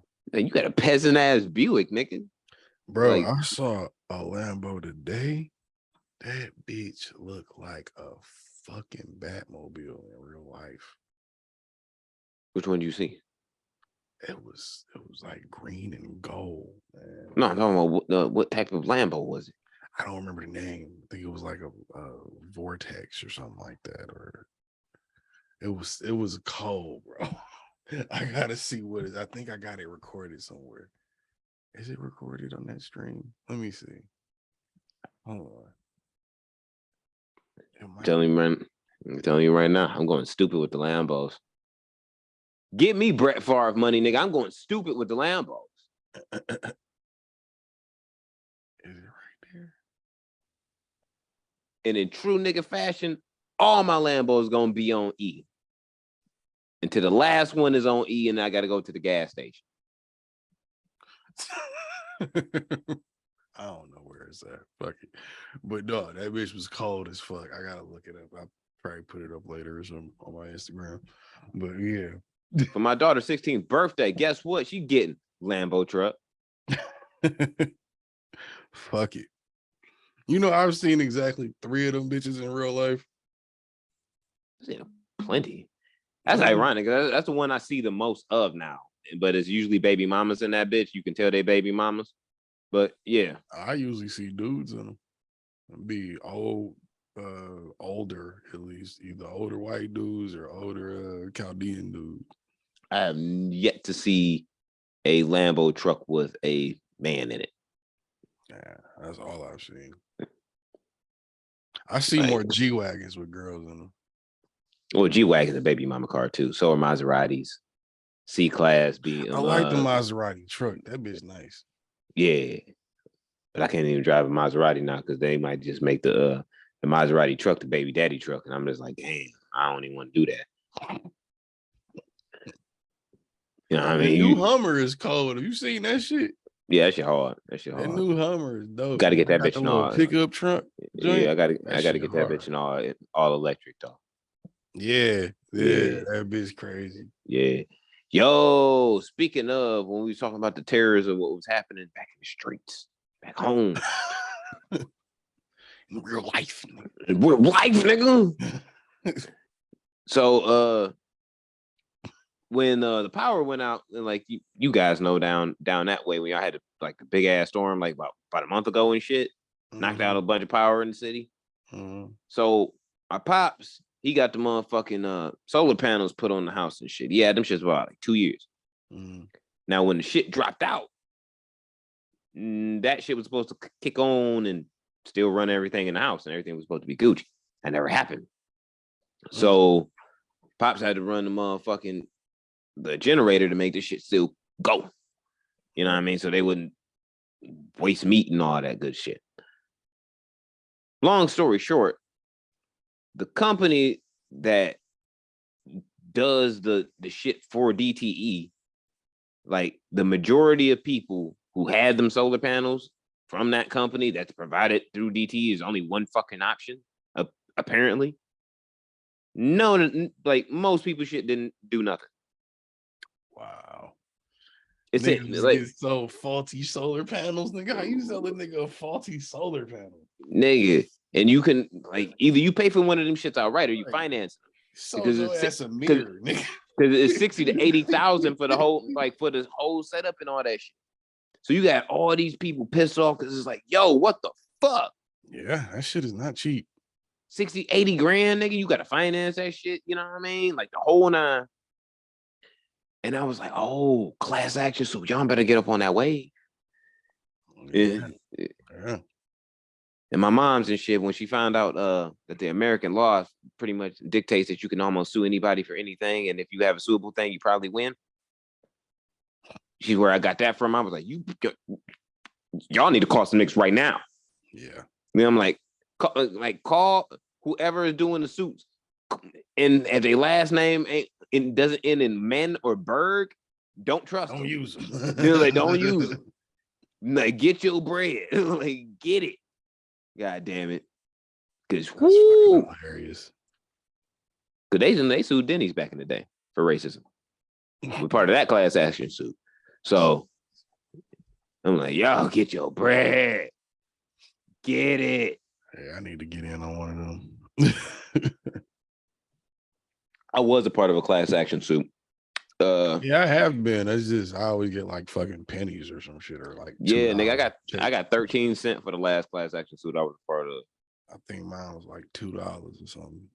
But I think it was only because I was only employed by that place for like a month. I think it was like Huntington Bank or something was mine, and they sent me like 3 checks for like $2 a piece, $2 and some change. And it was just like an explanation, like if you had an account here within this time, such and such happened, so this happened, so here's your money from your portion of however many other thousands of people got a check. I was actually kind of mad that I didn't stay at the place that the class action suit was a part of because it was a racial suit, and I would have loved to be a part of that. And like for real, Why? But it made what the fuck? Because it was, you could have gotten probably more me being me. Like I'm Latino because of real shit. Like the place that I worked at, it made sense because it was like of Black-ish people. It was me on second shift. It was only 2 shifts. Me on second shift, and it was one guy on first. And it was like when we walked into the cafeteria, we both kind of like picked each other out. It was like, yo, I see you, my nigga. I see you, bro. And then everybody else was purebred Latino and Latinas. Everybody else, and we had 2 Asians. That was it. And it was one of them on first and one of them on second. And everybody knew who I was. We had to wear like the fucking mask and like hairnet and like a whole body suit and all this shit. I have a mask on at work. Everyone knows who I am. Like, because I'm the only person of darker color than everyone else. Right. But it seemed like it was set up like that. Like, all right, we got to have one Asian, one nigga on each shift. And shit, this is California. So we just put a bunch of Latinos and Latinas in here. This just looks normal. But it seemed planned out. And if I could really, if I stayed long enough, I probably would have witnessed it the way that it really kind of played out.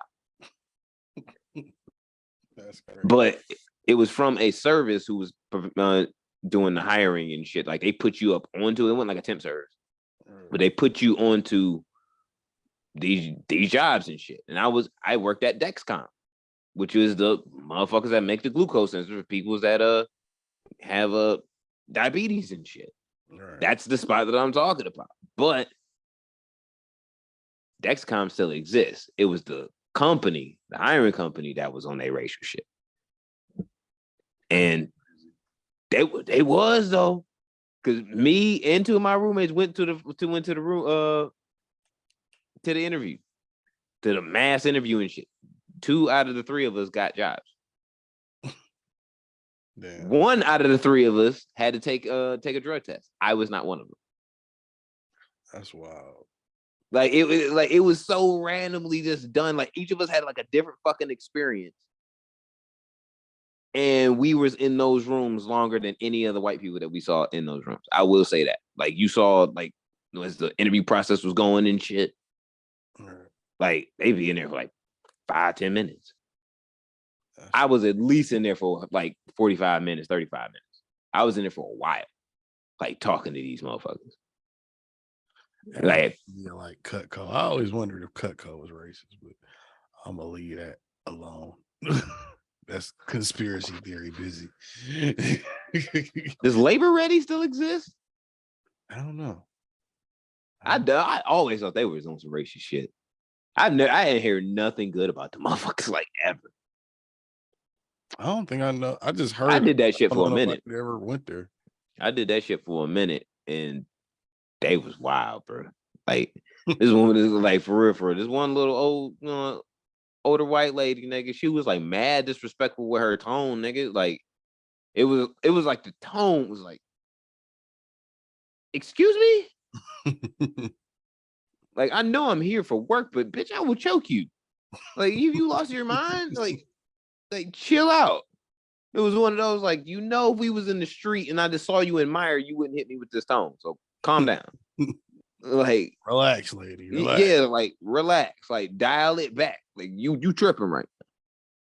But it was mostly all niggas that was in that bitch.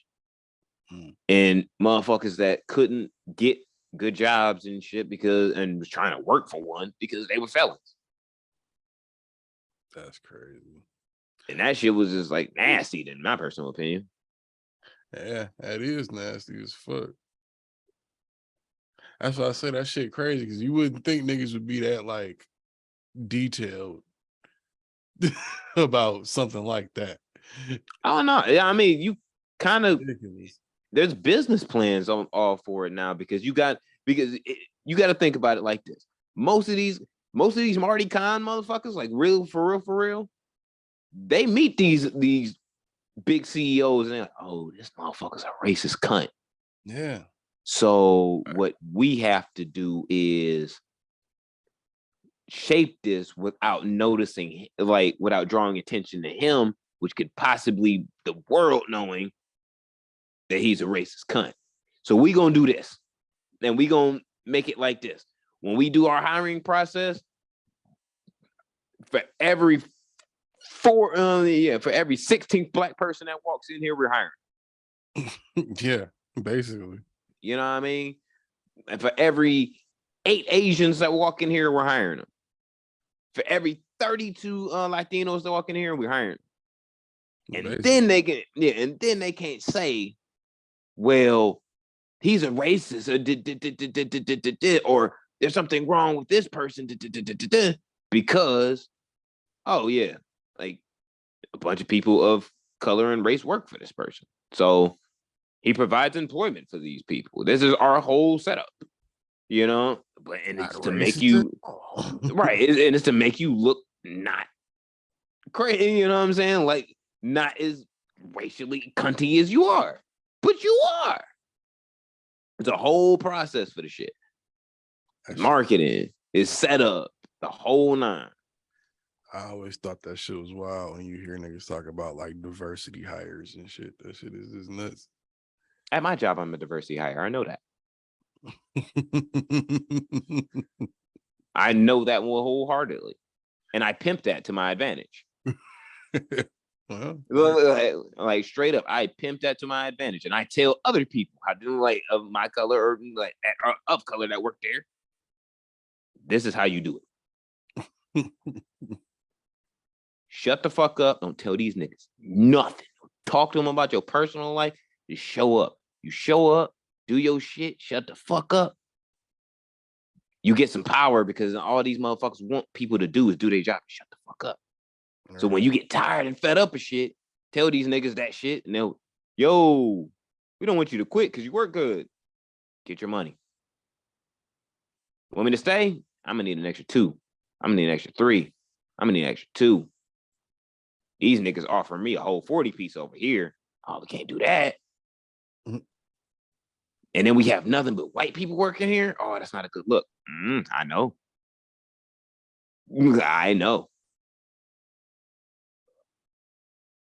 But hey, the diversity hire is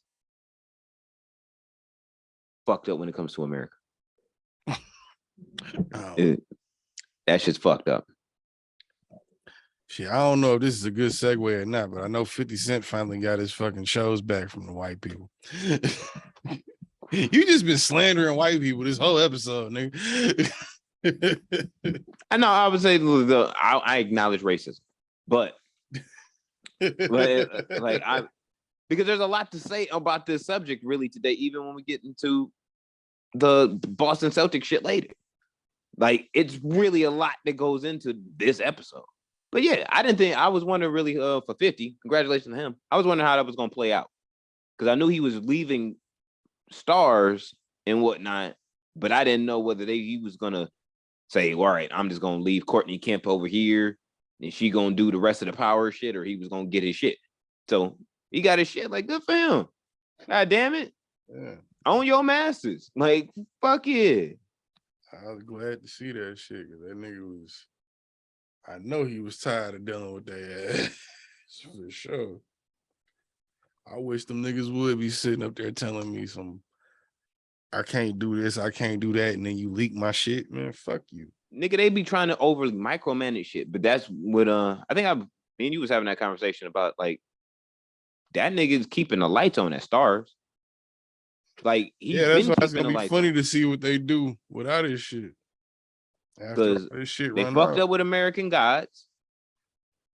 Black Sales ain't on no more, and that's niggas ain't watching that shit. Yeah, so what was that even about? Or Black Sales, or I would say Black Flags, but it was like Captain Nemo and Long John Silver and all that piratey shit. I don't know nobody watch it. It was a more realistic version of Pirates of the Caribbean. Fuck out of here. Yeah, American Gods took a shit. The really only thing that was keeping them on them lights on as far as them as the station doing shows is Power 50. and all the spinoffs. Yeah, and BMF. 50 been keeping the lights on because Showtime been shitting. Motherfucking HBO been shitting left and right. They got diarrhea. They kicking it out. Like I've been noticing I've been hearing more and more people talk about that show on HBO.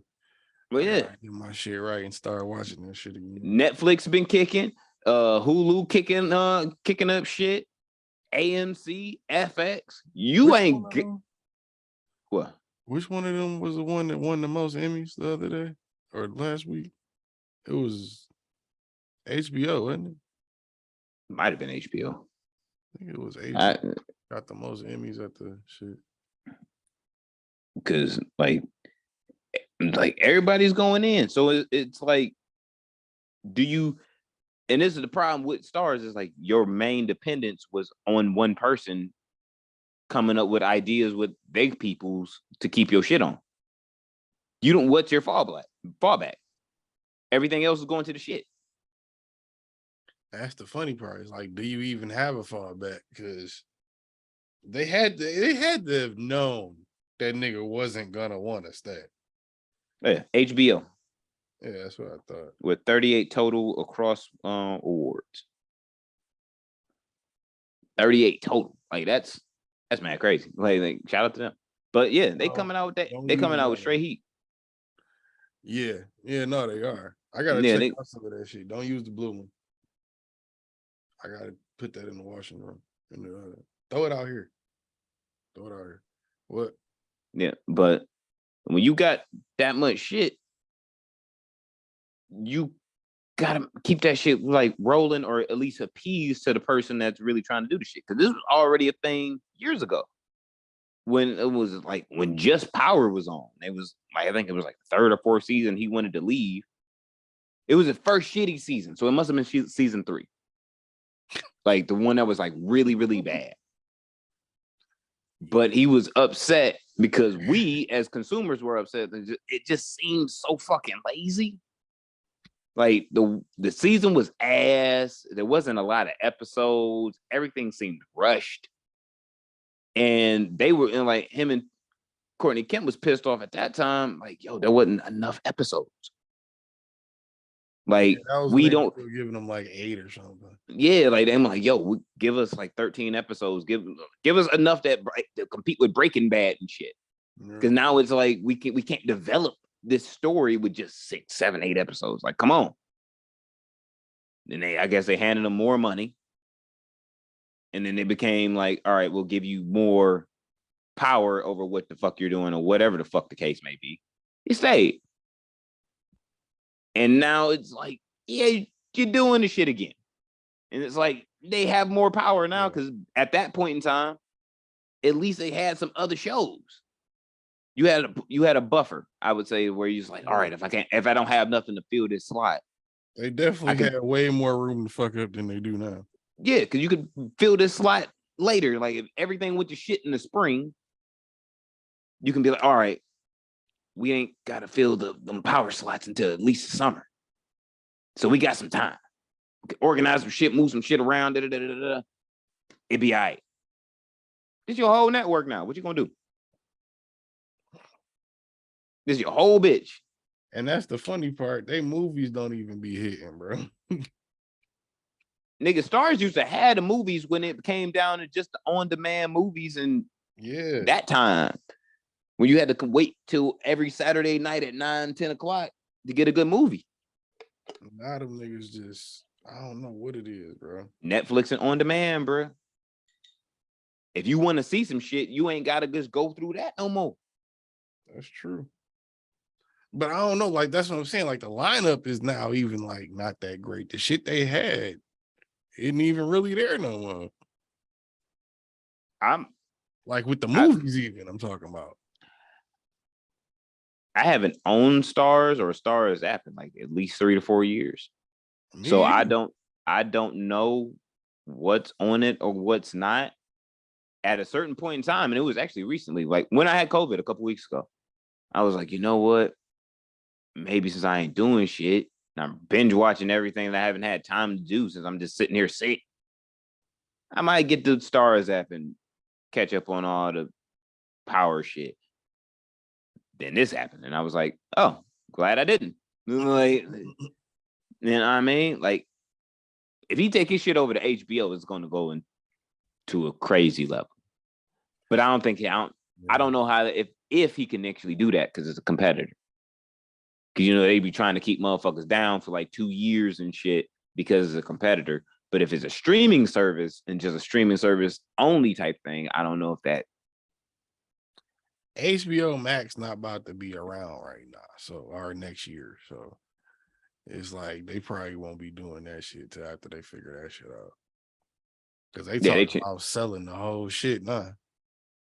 Yeah, they talking about becoming something else on top of that. It's supposed to be merging shit. It's supposed to be merging Discovery Plus with HBO Max, but they're gonna end up calling it something else, I think. And it's gonna be catering to just movies, TV shows, and reality shows, basically. Like that's gonna be the 3 things on there.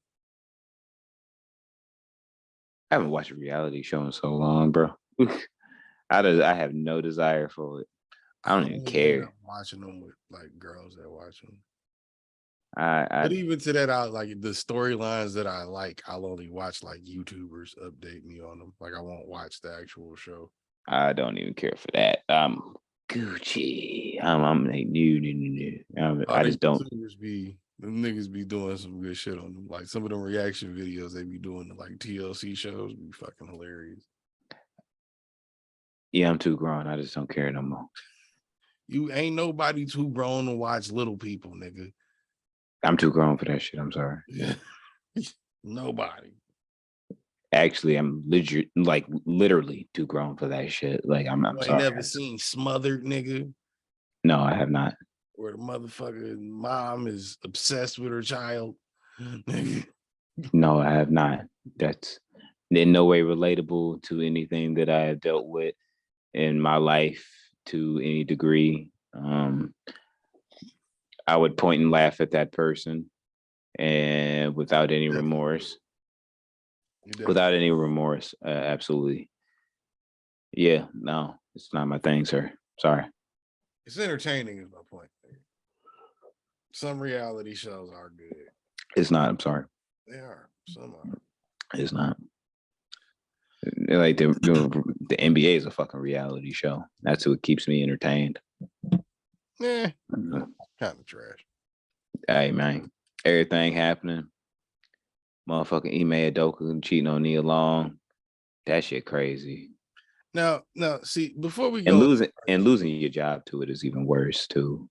See, because I feel like that is because it's the Celtics. It's like whatever. What would possess one to cheat on Nia Long? I've been thinking about that since I seen the headline, and I still can't come up with a good answer. I had a feeling when I woke up the morning when the story dropped, when I saw Ime Udoka and Nia Long trending at the same time while I was taking a shit on Twitter, and I was like, this is either really good or really bad. Because I saw it was actually like the Celtics, Ime Udoka, Nia Long, all in an order. Like, that's not good. Yeah, this may not be good. Because I don't follow the Celtics. or Ime Udoka. But I do follow Nia Long. And I saw the shit, and I'm like, oh, he's suspended, or they thinking about suspending him for a consensual affair. I'm like, all right, this nigga was just wilding and shit. How you know for having an affair though? When it becomes an affair with another Celtic staffer. I guess it's in his contract. I don't know. Okay. This goes into is going into my point too about racism just in this episode, just like that's just crazy. So he gets suspended for a year total. They have not said exactly what happened or what the issue was. You know, it is a misconduct in the workplace, consensual affair happening with another female staff. Now, I will say this. Must have been bad as hell. She got to be bad than a motherfucker. Not bad than a motherfucker. You seen her? Yeah. What she look like? What's her name? And shit. I'd have to go into the Twitter to look it up, but not important at this moment. Not important at this moment. Now, in my opinion, she not finer than Nia Long. No. But I will say this: if I'm not with Nia Long, and I'm Ime Udoka and need to get my dick wet on the road, yeah.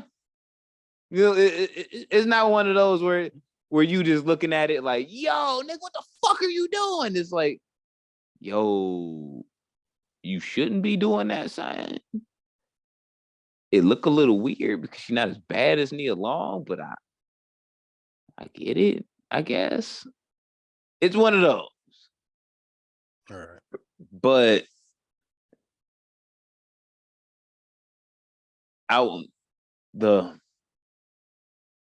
I guess what I'm trying to say is, if dude is up for, like, he's already suspended for the season. Ime Udoka suspended for the season. This was a consensual relationship. So chick on the staff, nigga, this Ime Udoka, he's like married to Nia Long. Nia Long be showing up to games, nigga. You know that's his wife. It's a consensual. It's a consensual one. It ain't like you hiding it. You can't, realistically. You can't. Nia Long moved to fucking Boston. Yeah.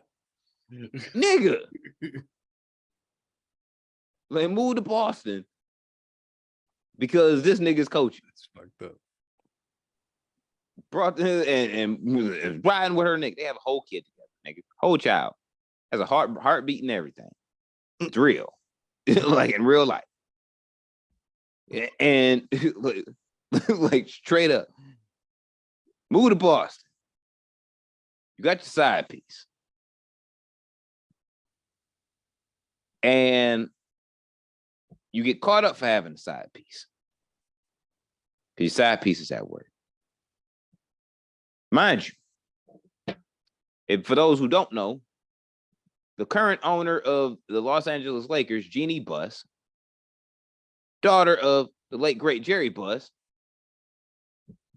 was in an actual long-term relationship with the great Phil Jackson while he was the coach of the Los Angeles Lakers. Now, it's not the same because both people were single in that sense. But there was a consensual relationship between a person in the coaching staff and a person that worked upstairs. Yeah, but when you own the team, it's different. She didn't own the team yet, but she was the owner's daughter. Owner's daughter. But shit like this happened. Like, even Jalen Rose attested to it yesterday on Jalen Jacoby podcast. There have been a multitude of different relationships and different angles with people who work with inside the organization. Eric Spoelstra's married to a fucking Miami Heat cheerleader. Like, it's like there's a whole slew of relationships that happen and occur. My problem with this situation, my problem with this overall is that it's brought to the attention to us, I feel like, via the Boston Celtics. Like, they wanted us to know. I think it was only up to know only because it got sloppy.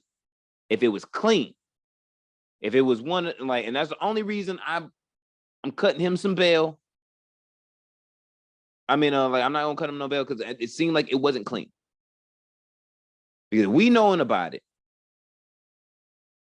it's a big national issue now in the sports world. This nigga then lost his job for a year, and that's not even with it's the consideration to whether he will be rehired and brought back next year. Pretty much saying is, if this shit would die down the way we want it to, nigga, we'll bring you back. If not, that's just not gonna work out. So he done pretty much lost his job over his pussy. But I mean, there's a multitude of these like people that are of non-color in the NBA that gone through the same, like going through this shit, and they're not losing their jobs over it. All right. My only because this shit's still fresh, my questions is how detrimental was this to winning? That's what matters. Like, if I'm the coach, I mean, I'm not the coach, the owner.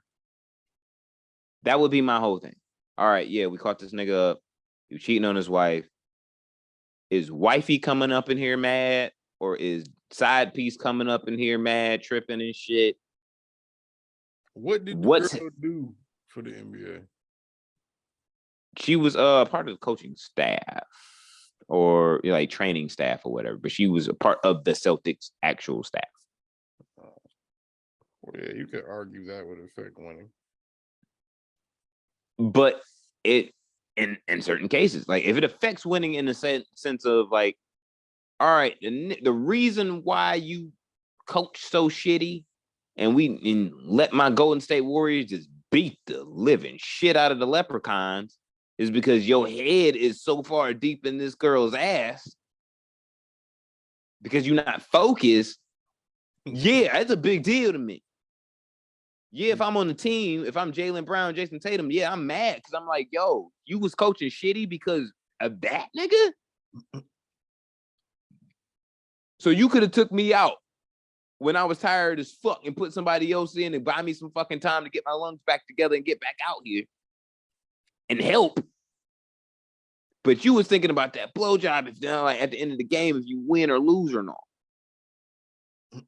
If it's one of them, oh yeah, I'm mad, I'm salty as shit. Well, yeah. You know what I mean? If your focus ain't on the job, I'm salty as shit. That's a fact. If it's just like some she coming around and she acting wild now because I'm like, yo, my head wasn't in it. And this is what I think it really is. I really do think it did fuck up his NBA Finals run. And he was like, yo, my head wasn't in it. I just spent the last like 2.5 months on vacation with my wife, my kid and shit. And I realized that I love them. I can't be doing this shit with you, baby. I got to be focused on the game and getting, you know what I'm saying, and get my shit back together so we can win this championship. Like, we was close. Like, we was there, though. You know what I mean? Like, if we won 2 more games, if I wasn't just so wrapped up in the pussy and what we got, then we have some rings right now. Steph Curry whooped our ass all by himself. And then Jordan Poole saw some baddies on the sideline and then went crazy. Like, we couldn't do nothing about that because I was wrapped up in the pussy, baby. I gotta let you go. And then she lost her motherfucking mind and was like, this nigga up in here ate my pussy on Wednesday. Yeah. Like, and like in the hallway, like, nigga, I'm trying to have a fucking whole, like, me as the GM and Brad Stevens and shit, I'm trying to have a whole motherfucking broadcast meeting with a whole bunch of important people and shit that all wearing ties and fancy colognes, and you talking about how this nigga made your pussy feel in the hallway. I mean, and if you the problem on this, you gotta sit there. Like, that's where I'm like, all right, nigga, you the issue. I gotta sit you down. Is that what happened? That's what I think happens. I think somebody wilding because Matt Barnes, the nigga who really drove almost 100 miles to go whoop his old teammates' ass for real, for dating his ex-wife, was like, yo, this shit sloppy. When Matt Barnes is saying some shit sloppy and this shit wild, that shit sloppy. Yeah. Because he came to the defense of you, Ime Udoka. Off the rip, I was coming to the defense of Ime Udoka. Not because not anything against Nia Long. It was because to me, I'm like, all right, look. Maybe it's just not how it sounds. Yeah, you cheating on your wife. Yeah, you a dirty motherfucker. But come on, nigga, how bad did he make it? Like, come on, like everybody doing this shit. You know what I mean? Like, there's niggas in the league, nigga, that Delonte West fucked LeBron James' mom. Like, come on, bro. Like, Delonte West is also a crackhead now. Look here, son. Look here. Wouldn't use that as an example. That's what I'm saying. all I'm saying is, like, John Wall be stealing bitches. Like, come on, bro. Like Gilbert Arenas was stealing bitches. Come on, bro. Like what we talking about here? Like, it's like, all right, shit just happens all the fucking time, and it creates feuds and all types of mad shit. You know what I mean? Kwame Brown fucked a couple of these niggas bitches. They all mad still. Like, this shit happens all the fucking time. That's crazy. But when Matt Barnes is like, yo, my bad, I didn't know all the facts.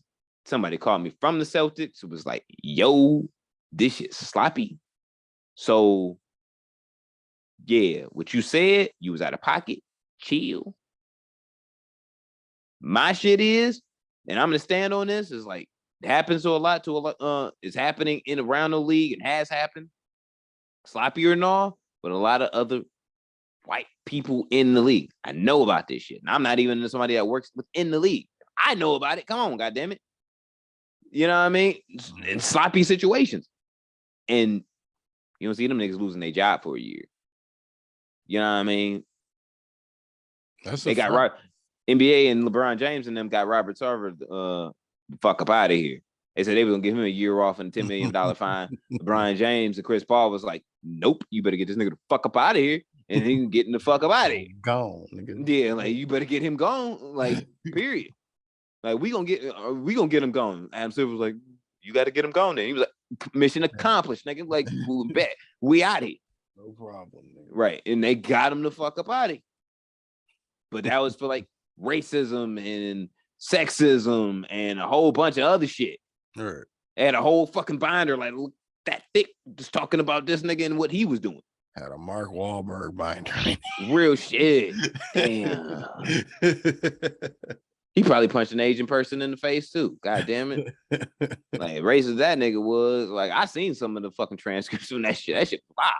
I was like, what the fuck? This nigga's wilding.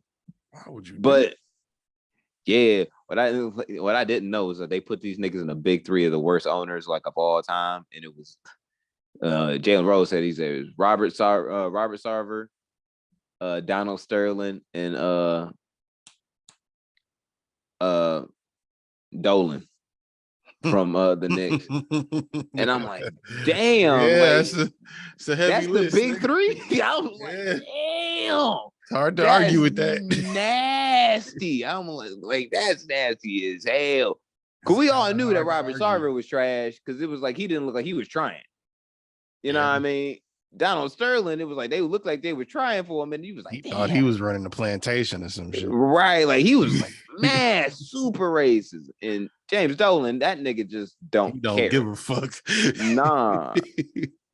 You just ain't caught that nigga on recorder yet, nigga. He probably racist as hell too. Nigga. Yeah. You just, hey, just ain't got that nigga on recorded. Like, I'm like, damn, nigga, if that's y'all big three, like, I can't be mad at that. Like, it's pretty bad out here in the streets, nigga. That's pretty bad. Point. That's on point like a motherfucker. But yeah, like, that's what I think it is. Overall, I think it's sloppy. Something sloppy really, really happened, and it's some wild ass shit, and I can't wait to find out. I can't wait to find out. It's obviously something sloppy.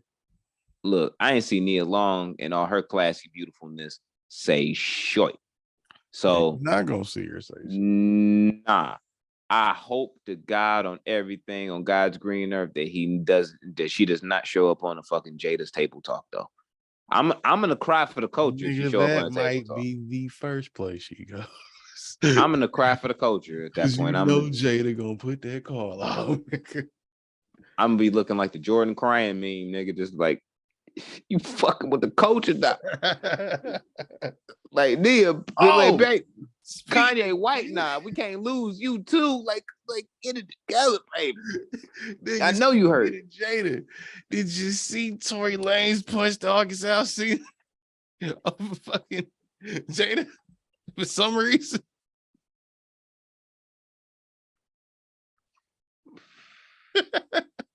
He does know that he's going to go to prison, right? Like soon. Like he shouldn't do things like that. I don't know. It's either August punched Tory or Tory punched August. It's one of the two. But the shit was over Jada, nigga. That shit was hilarious when I read that shit. If I'm Tory's lawyer, I quit, bro. Like don't ask me to do this shit with you no more. Like I quit, bro. Like, I mean, you shot Megan Thee Stallion in the feet, bro. You see that nigga the baby gonna put out that line talking about some he fucked her and shit. Talk about her and her boyfriend. That nigga grimy. That nigga the baby is you know what?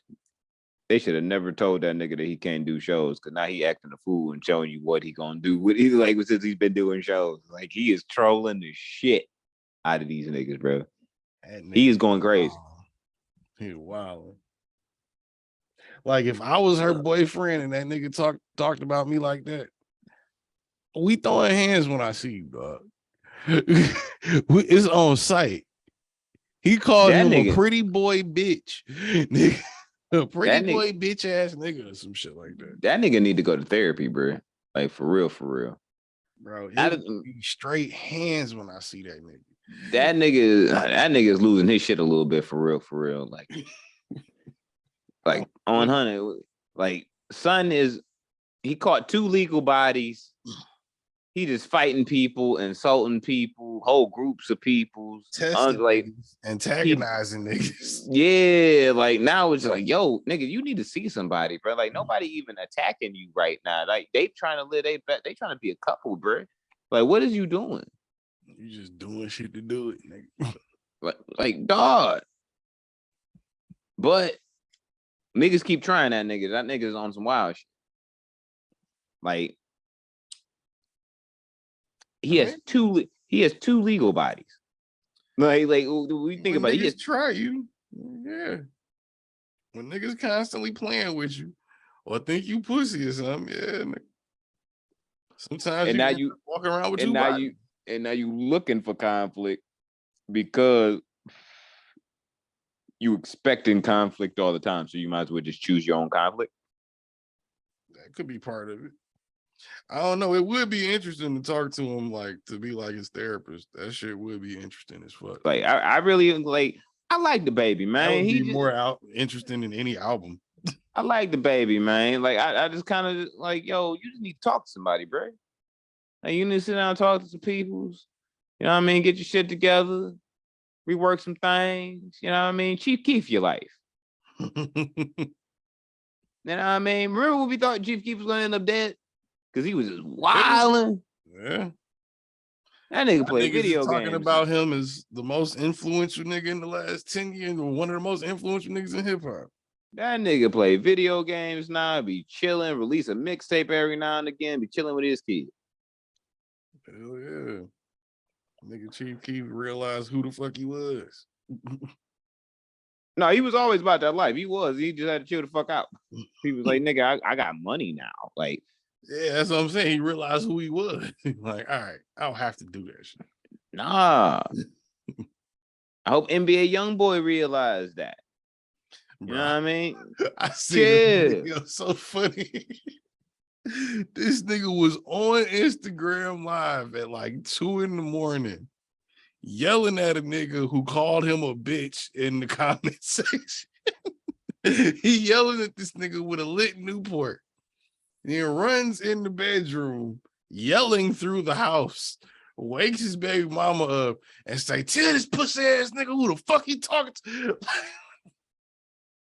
Like, bro, chill. Look, my nigga. When a nigga mama go on Instagram and be like, yo, y'all need to stop playing with this nigga. Like, that nigga is really, really about that. Yeah, like, he really, really about it. When a nigga, like, in the calmest way, like, yo, he my son, I love him, but this nigga about that. Like, he don't, I can tell him no, but he gonna be like, fuck it. Yeah, he gonna be like, fuck it. He gonna do what he want to do anyway. I know this. That's my son. I'm like, yeah, you sold it. Like, you sold it. That's why it's like, yo, I just want you to come up. Young boy, come up, bro. Yeah. Stop letting the haters get you mad, bro. Everybody need the Chief Keef. Everybody need the Chief Keef the fuck out. Chief and just your life, nigga. Yeah, like Chief Keef the fuck out and Chief Keef your life and just like bring it down, bro. Bring it down. Like dial it back like a little bit. Like, yo, I ain't gotta yell at no nigga that call me no bitch at fucking 4 a.m. I smoke weed on my phone with a lit cigarette. And why? And it's like, nigga, you mad? Really? For real?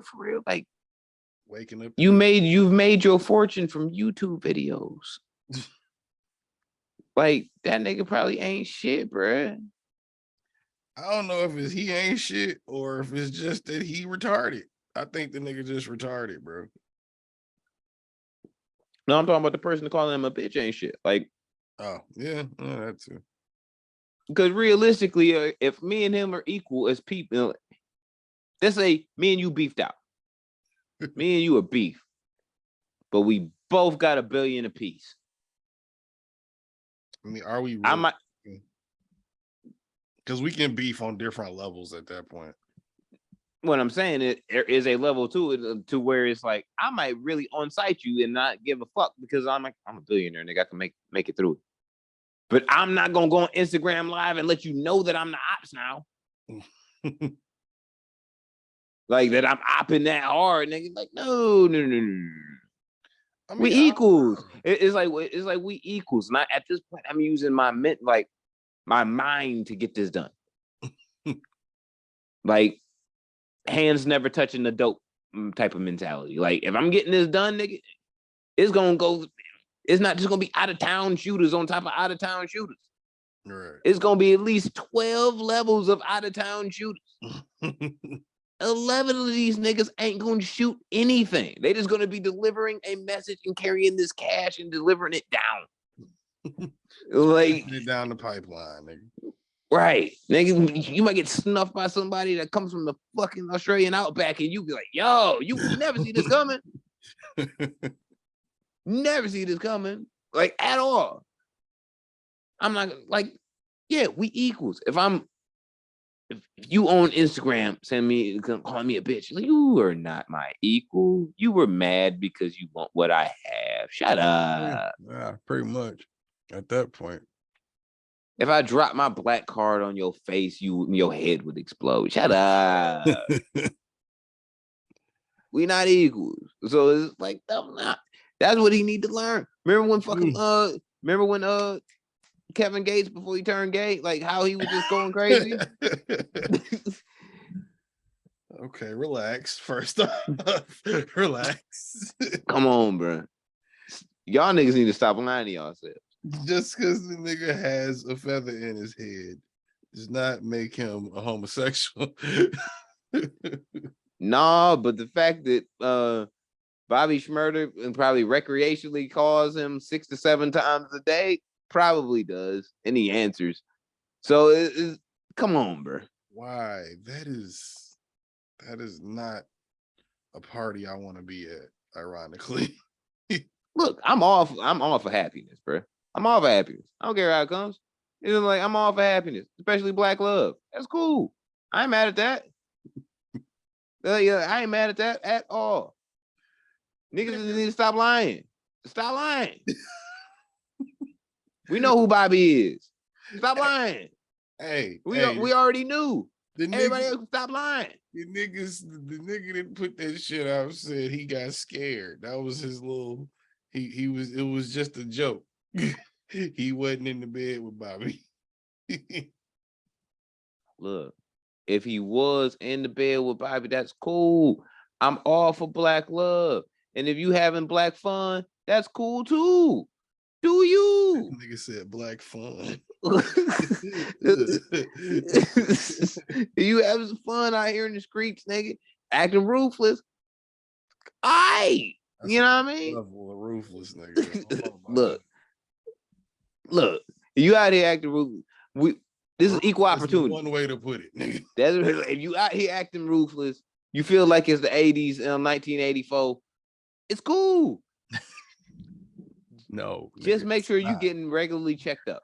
Like, I guess it's cool as long as you get regularly checked up. Regularly checked up. You know what I mean? Not cool to just be running around like that, nigga. Yeah, don't do that like 3 days in a row. Like, you will need a little bit more than a penicillin shot. Like, that's not where it's at. Like that part too. But it's like, oh yeah, black love, that's all cool and whatnot. I just want Kevin Gates to stop lying. He's not gay. Stop lying. That nigga is not gay, bro. Stop lying. I'm pretty sure he's not.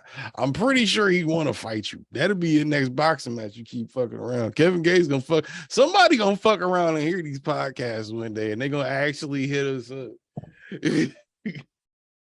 You can't have that much estrogen and want to fight me.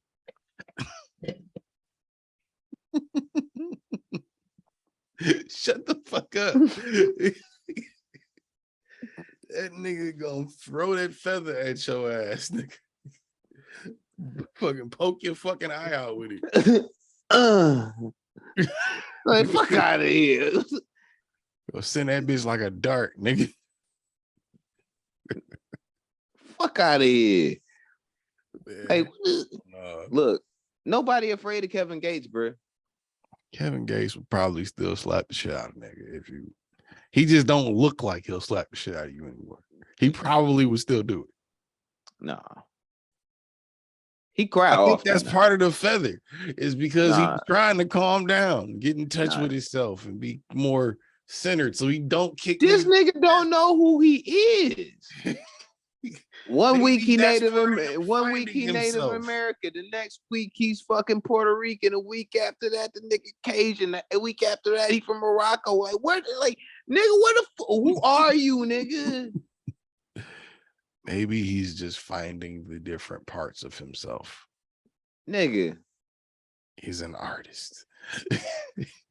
The last nigga you tried to tell me like he's an artist, like just got schooled, and when he learned that fucking Sway was actually right.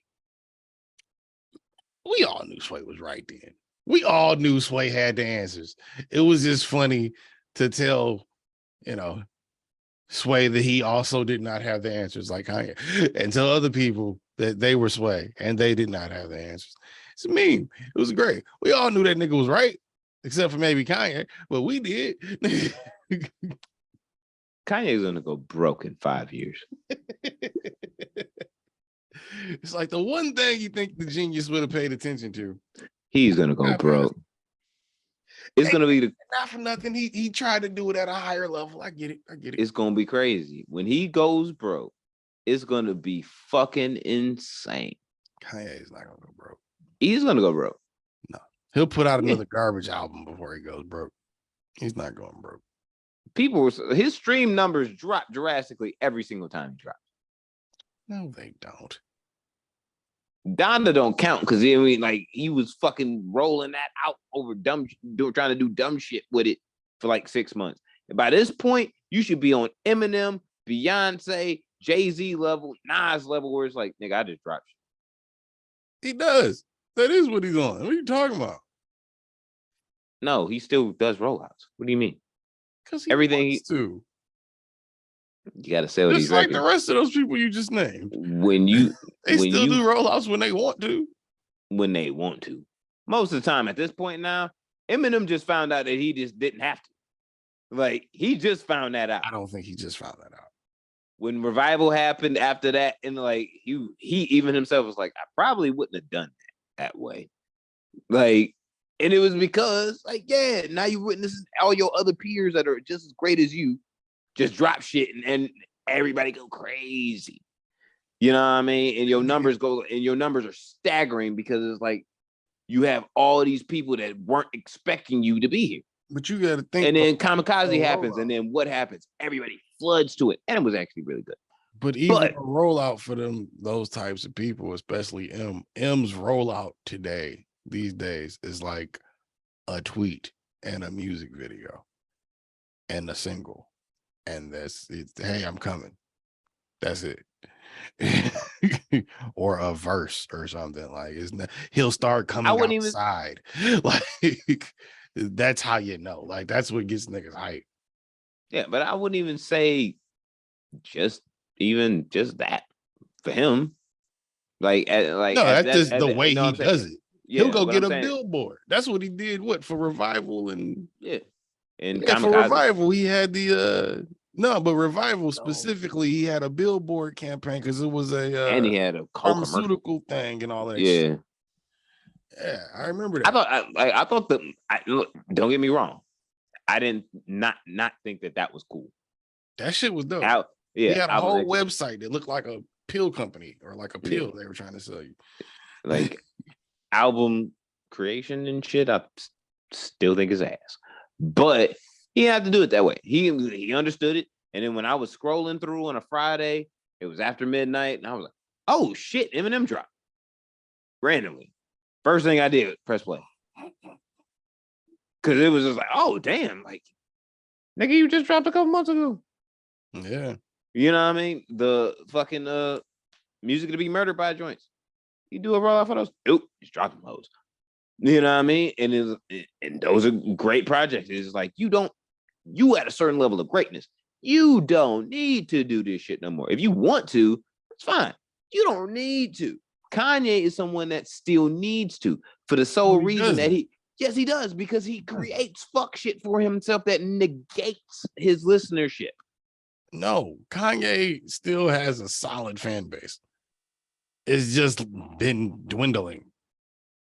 Yes. He still can definitely do, every time he drop an album, chart within the top 5 albums out that are out around his album. He's going to be stadium tours? Huh? You still think he's doing stadium tours? Yes. Yes. He's never going to not be doing stadium tours. Tours, not just individual shows. Well, I mean, that could mean different things. I mean, you could say 3 cities is a tour, 5 cities is a tour. What are we talking about as a tour? 100 cities? Maybe not. We're talking about a whole European and whole American tour. Yeah. Stadium. Yeah, he could do that. All the way through. Yeah. Like announce, like these are the spots. Boom, boom, boom, boom, boom. Yeah. Doubt that today. Kanye can fit 50, 60,000 people in a room. Yeah.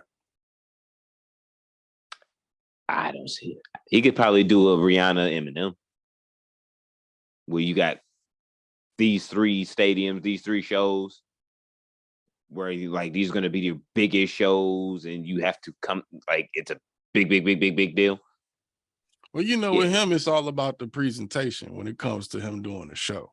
So niggas will hear shit about the show before he actually does it. So that's going to create hype around it anyway. Yeah, but it only takes one. That show is ass, or that album is ass. And your album has to be a part of this shit too. Because at this point, we appreciate shit from old Kanye at that point, like Late Registration, College Dropout, Graduation, 808. We come from that. So it's like we know from where that was to where the very peak of his fucking career till now, that he can do massive numbers on a consistent basis. But now, due to listenership and consumership, them numbers are lower. Your album has to put in that work for him now, because it's too many. Music isn't his mainstream of income anymore.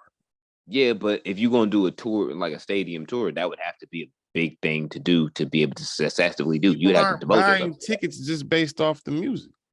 That makes sense if people are buying tickets based off just that act itself. People just want to hear the music from that album. People ain't buying. You're not getting 60,000 people in a stadium time after time just because you just put out an album at this stage in his career. And it's because of them shoes.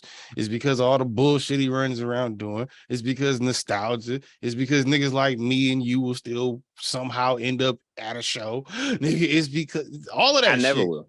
Whatever. But I'm using it as an example. There are people that will still do that. There are niggas that want to see him perform some shit from Dark Fantasy or want to do the start to finish like he'll do. If that's not a part of the set, then you just went to the show to not see it. What? You said what? If that's not a part of the set, then you went there to not see it. You most of the time when these artists drop, you doing this shit, not unless it's a retro concert. You're doing this shit for a specific reason, which is to do the works from the album that you just dropped. Nigga, nobody's doing stadium tours city to city and not performing the hits. They're just performing the album and leaving. Are you crazy? Have you been to a stadium show? Are you crazy? Yes. You're doing the hits and the album. But do those same Drake does that every time. He does the hits for like an hour and then he'll do the album. Yeah, but Drake does like 2-3 hours. Yeah, but Drake is the anti-Kanye. On that level, though. He's still doing stadium tours. So this is the same point. Regardless to how they get along or not. Drake had a whole embarrassing ass 3-4 weeks and everyone thought his career was over. That nigga sold more albums than ever. Like that nigga, you talking about that nigga's unstoppable. Stadium? Like, come on, niggas is still going to see. When you stopping yourself from being successful, yeah, because he's not. He just talk too fucking much. No, absolutely. This is where Sway do that when you richer than niggas. He just did. You sent me that bullshit ass clip of Kanye saying like, "Don't talk to me if you ain't got more money than me, bitch. Don't ask me no questions." He was like that bullshit ass clip where he was like, "Oh, I may not be right all the time. I'm just not right now. Not right now." Nigga, shut the fuck true. up. That's true. You could be that. How is that bullshit? Because I felt that way. Because the time when he's trying what he's trying to do right now with the whole lawsuit with Adidas, so that shit's over. Gap ain't he ain't partnering with Gap and shit no more. Good music is nothing but Pusha T. Like the time when Sway was like, well, why don't you do this? Nigga, that was the answer in the moment. He gave you the right now answer. If Kanye would have done that then. And then like into where he could have should have asked, nigga, can you? You in like, and we hear now, and it's like, yeah, he can go off and venture and do most of this shit and do it by himself and still be mildly successful. But is it gonna be to the same desires and extremities as Adidas was doing it? It seems like he's not losing no money yet. Yeah, this shit ain't started. It's the beginning. And it seems like Adidas is copying his shit. So it seems like if that's the public perception, niggas ain't gonna want to fucking buy the Adidas shit first. They gonna want to buy the Yeezy shit first. More niggas are buying Yeezys now than at any time in this nigga ever talking about running clothing. And that's lame. might be lame, but it's the truth. It's a lame ass shoe. It's a lame ass motherfucking flip flop. It's a lame ass moon boot. Y'all niggas look crazy. I gotta fuck with. No, that's some lame ass watch. Flip flops in the runners. I kind of fuck with those. No, like no. It is seen a nigga ugly with the runners, and I was doing a DoorDash. Some nigga had lime green flip flops on the Yeezy joints. I was like, I wouldn't have went with lime green, but all right. And bitches look cold. Nah, they do. They look very minimalist, I guess. Well, I guess for me, I hate Kanye. I'm gonna give you 100, but okay, you're not 60,000 people at once. So, nigga, you can be the one person that doesn't go to the show. It's still 100,000 other niggas in the city trying to get them tickets. Nigga. The music sales keep going into the trash. They ass. They're ass for Kanye. They're not ass. They're ass for the person we're talking about, because they ass. Nigga made Dark Fantasy. They ass. So they ass. Who knew that was gonna be the peak? They ass. Nah, the peak was Dark Fantasy. Cold Summer. That was it. That was the end. No, that was the tippy top peak, because you had Dark Fantasy, Watch the Throne. Good music was all gone. And the Cold Summer joint. Yeah. Like that was the there that was, bro. Right before it kind of dropped off. Then he pump faked for like 6 years until we got Life of Pablo. Yeah. Which wasn't a bad album. Like some of them songs just didn't need to exist, I would say. Like Famous is that album aged better than the rest, the other two after. Oh, I still like Life of Pablo more than the last two. The most real Life of Pablo is not a bad album, but the problem is with Life of Pablo, like I said, like there's certain songs where it's like, yo, dog, like you could have just kept that one in. You could have kept that one in the hard drive. Like you and your homies could have listened to that. Like you and your homies can listen to that. And you can laugh about it, but you probably should just put that out. That's what I was saying. Even if you ain't had to put that on that record, nigga. Even if you did smash, and that kind of was like, damn, really, nigga. The baby need to chill. That's what I said. Nigga need to dial it back, bro. How like this shit out loud, bro. He living too crazy. I think he really at that point, like, nigga, I'm really invincible. He might be feeling that. It's something, because that nigga, he clearly arrogant. Yeah, he arrogant. I was talking about that a couple episodes ago, bro. He doesn't strike me as one of those people I could kick it with. Like, I probably end up wanting to fight that nigga. Because he's one of them niggas that seems like he wants you to do something. So he's just gonna keep going. You know, come on, bitch, come on, do something. He one of them niggas until you actually knock him the fuck out. And nobody has done that yet. So that's why he keeps going. Yeah, like but that's the thing though. What I think is like kind of like wild about the shit is kind of like, how do you check that nigga when you ain't been touched? Like when like for here's the thing. You gotta throw him in jail or something. I don't know. Your man's Daniel Hernandez was running around here acting like, oh, I can't be touched. I can't be touched. Like and didn't they think he died over the weekend or something? I don't know. I didn't see that shit. But he running around here doing Breakfast Club interviews talking about he can't be touched.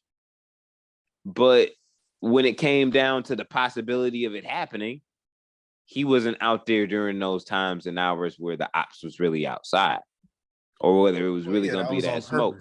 yeah, you pump faking that and shit. Like shit when you stay in the house.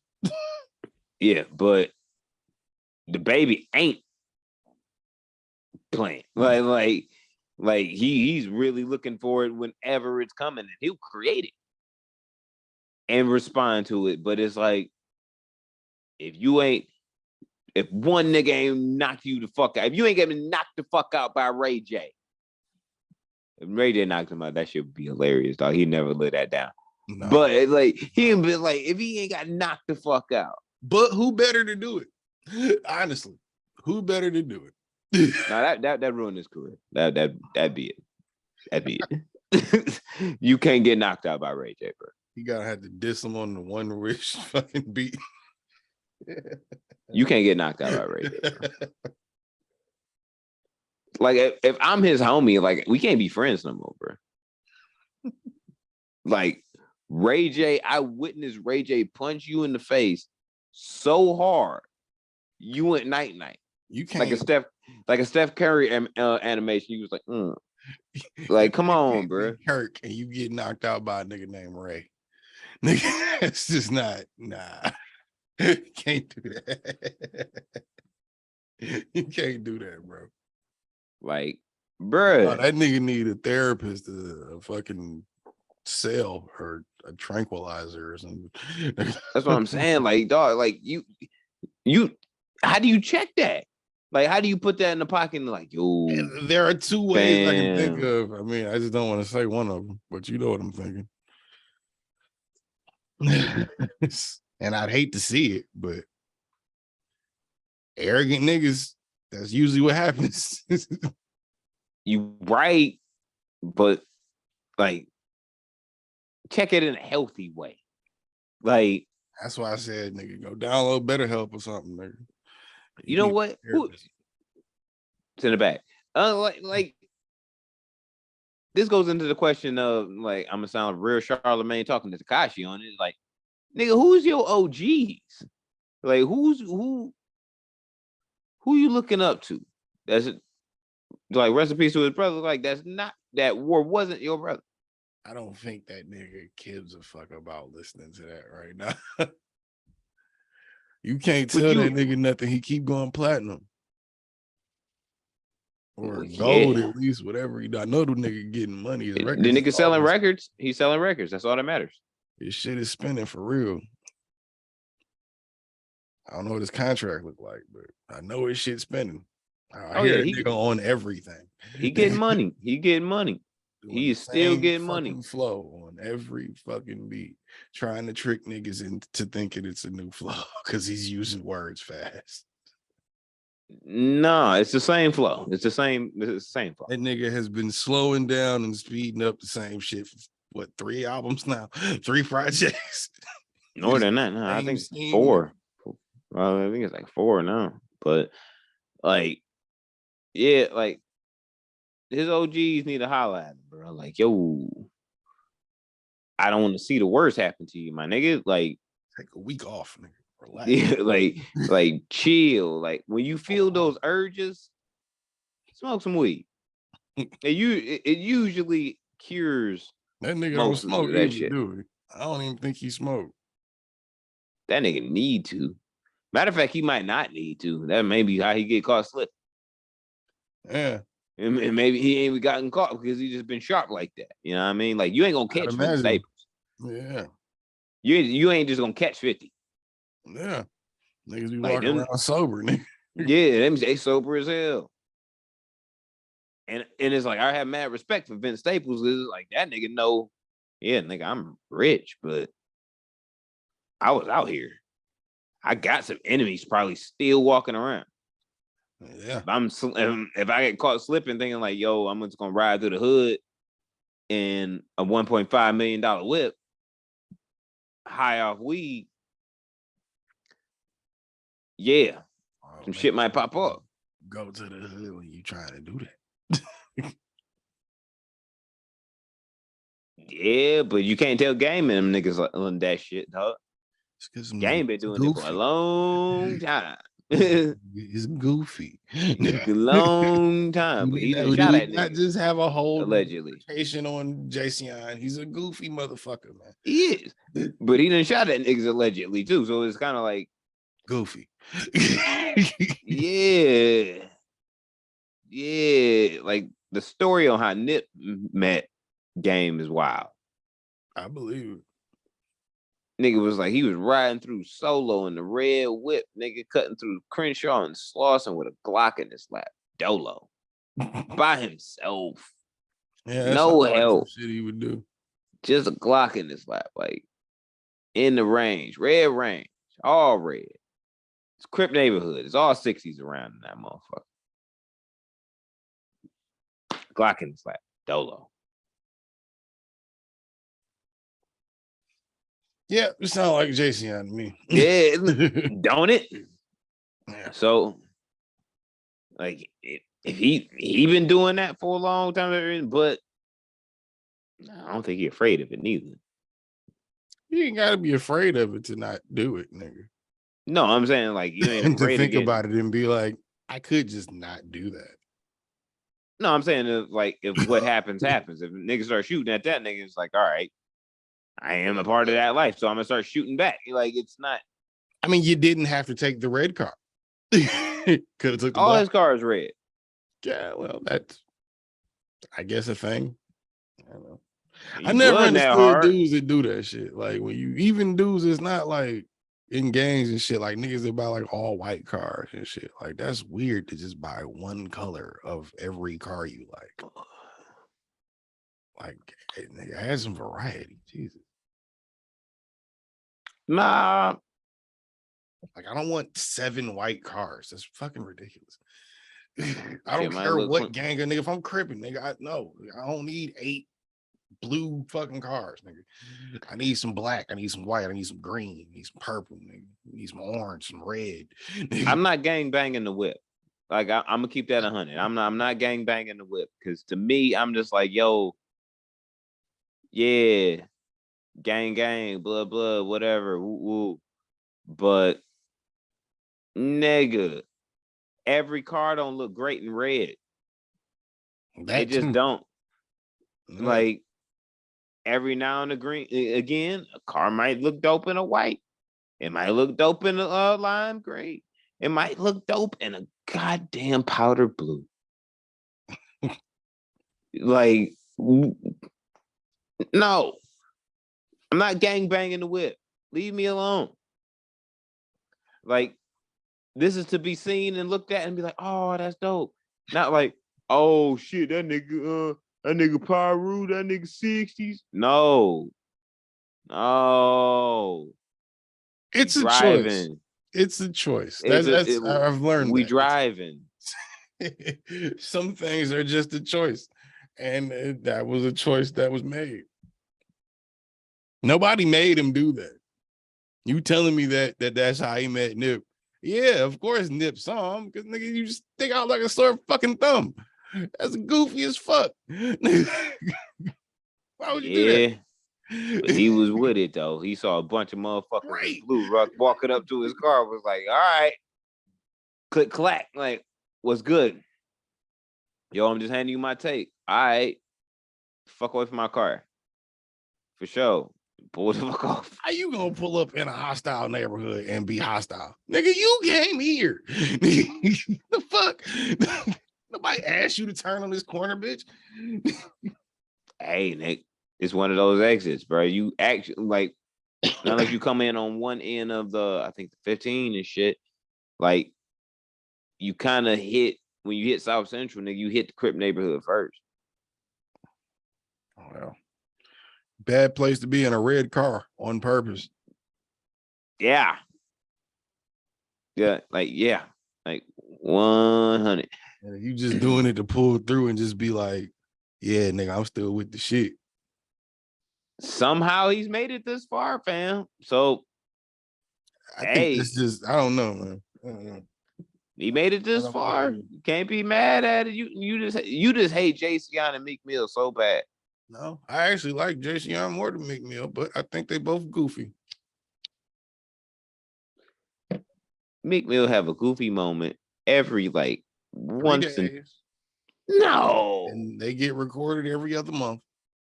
That's because y'all niggas just be trolling. Cause y'all hate, like y'all be hating, dog. You just don't want to admit that y'all be hating. What is there to hate? Y'all be hating. On what? On Meek Millerson. Give me something that there is to hate on. Absolutely nothing. That's why I don't understand y'all. That's why I don't understand y'all. Why y'all be hating so hard? Ain't nobody hating. I think you're confusing criticism with hate. Y'all be hating. This is constructive criticism, sir. I'm telling Meek ways he can make himself look better and be better for everybody, myself included. I want 96 Freeway is going to try and tell 2022 Meek Mill how to fuck you. How to like correct himself. Okay. All right. I think if we all dream chasers and we all got a dream to chase, there's no way he has reached said dream yet. Not moving how he moving. He's still chasing. So he's open for, I'm sure he's willing to take critique. He don't want it from 96 Freeway. You're not getting it from 96 Freeway. Getting it from 22 Busy, nigga. He don't even want it from Beanie Siegel.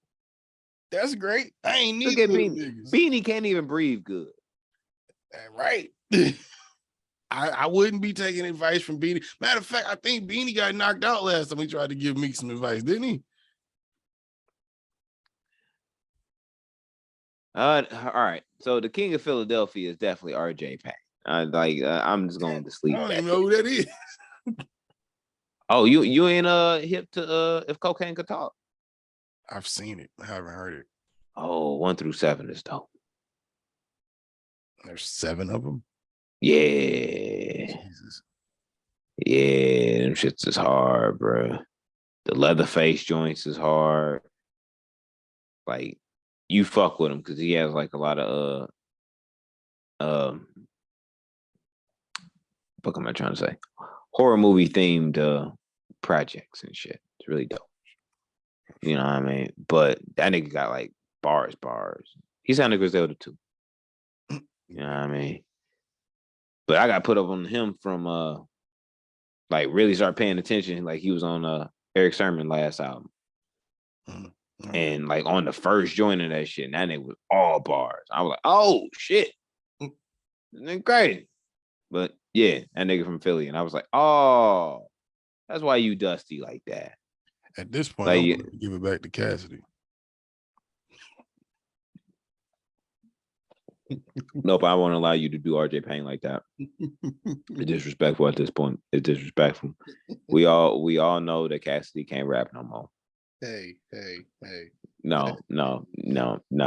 I'm not gonna allow this. We all know that Cassidy can't rap no. That is up for debate. It depends with whom. Anybody that you talk to about rap, because what is good rap? If you listen to Lil Pump, you'll like Cassidy today. Nobody listens to Lil Pump today. Yeah, nobody. They do. No, they don't. The people do. That nigga's getting broker and ain't even spending no money. That's true, but he's trying, which means people are still listening somewhere. Lil Xan ain't making no more money. Lil Xan is too busy doing Xan some fucking where. Lil House Phone became somebody completely different. Lil House by platinum, nigga. This nigga would go by a completely different alias now. No, he don't. He's still Lil House Phone. Is he? I saw him as something different on No Jumper. But maybe he got 2 names. You know, niggas be having multiple shit. I don't know. This nigga named Lil House Phone. Yeah. He never even seen a house phone. Probably never owned one either. I'm still mad at IDK. That nigga stole my name. That was gonna be my original name like years ago. I was like, oh, that's perfect. Ain't nobody took that yet. And then that nigga, like a year or 2 later, that nigga fucking did that shit. Came out. Fuck. It's a great name. Gotta jump on the wave while you can, bro. Yeah. I was for sure about this. Go change all my shit to IDK. Well, you have a better rap name now. Shut the fuck up. I will say this. You picked a better name than Meek Mill. Naturally. My name isn't William. Nah, but it's still pretty white though. Or no, not isn't his name Robert? I get his name mixed up because what's his name is Rick Ross is William Roberts, right? But I think Meek Mill's name is Robert something or William something. This is backwards. It is one of them is William Roberts. I think William Roberts is Rick Ross. Rick Ross. So he's Robert Williams. Let me look that up because I swear to God. I don't know. Maybe that's backwards. No, Rick Ross's name is for sure William Roberts. For sure. What the fuck is Meek Mill name? You just be hating on this nigga. Yeah, okay. Wow. Yeah, his name is Robert Williams. Let me double check that. Rick Ross. Why you be hating on Bobby, bro? William Roberts and Robert Williams. That's crazy. Huh? Why you be hating on Bobby, bro? Bobby. That's what Don't call that nigga Bob. The fuck out of here. Why you hating on Bobby, bro? Just explain it to me, and I'll let it go. I will let it go as soon as you explain it. Is it sad that kind of explains the nappy braids? If niggas was lazy enough to name you Bob, they're not gonna braid your hair.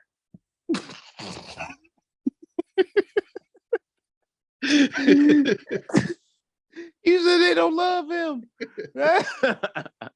That's why you out here yelling in the street with your hair all over your head, nigga.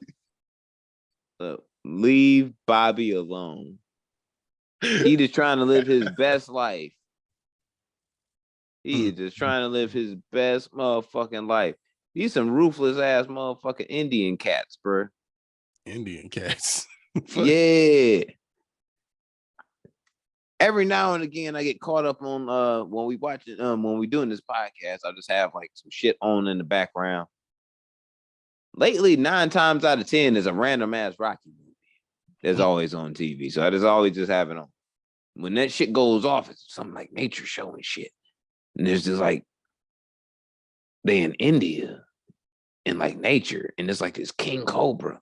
This shit shiny and all types of shit. It looks like a Lambo that Yeezy has. And like straight up. And there's like these little cat, like little looking little motherfuckers and shit. With like German Shepherd ears that are up like for real.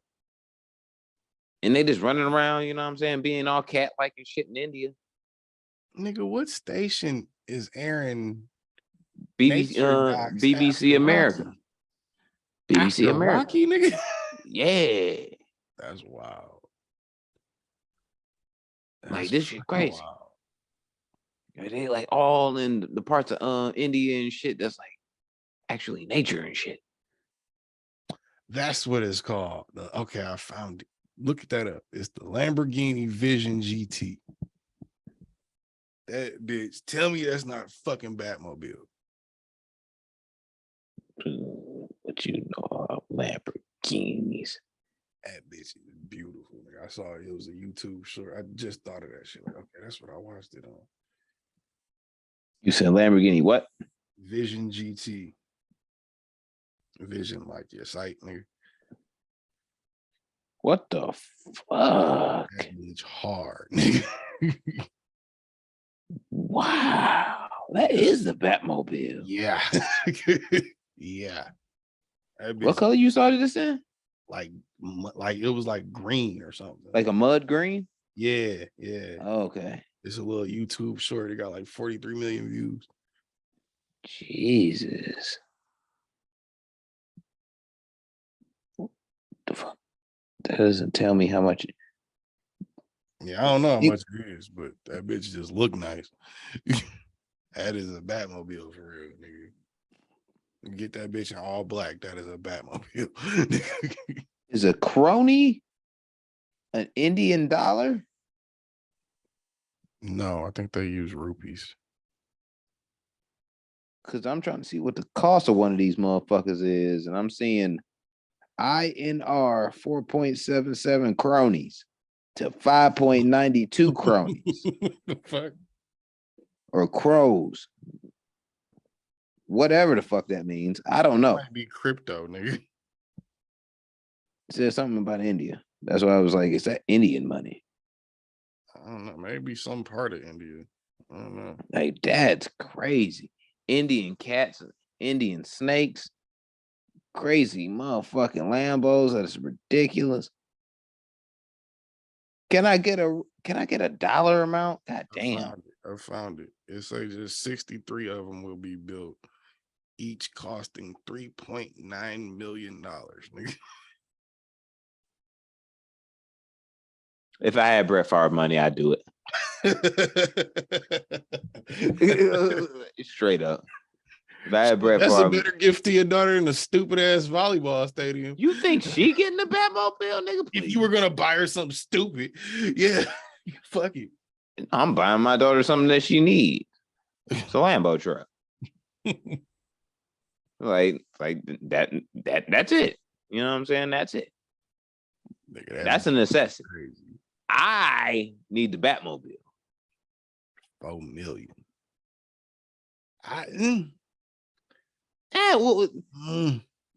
By the time I get my two white Lamborghini Countach, 3 of them. You're 62 of them. You gotta buy one if you can get it. Yeah, you gotta get the one, at least the one. That's what I'm saying. If it's only 62 made, then you gotta buy one if you can get it. I'm definitely getting the 85, like 285 Countachs.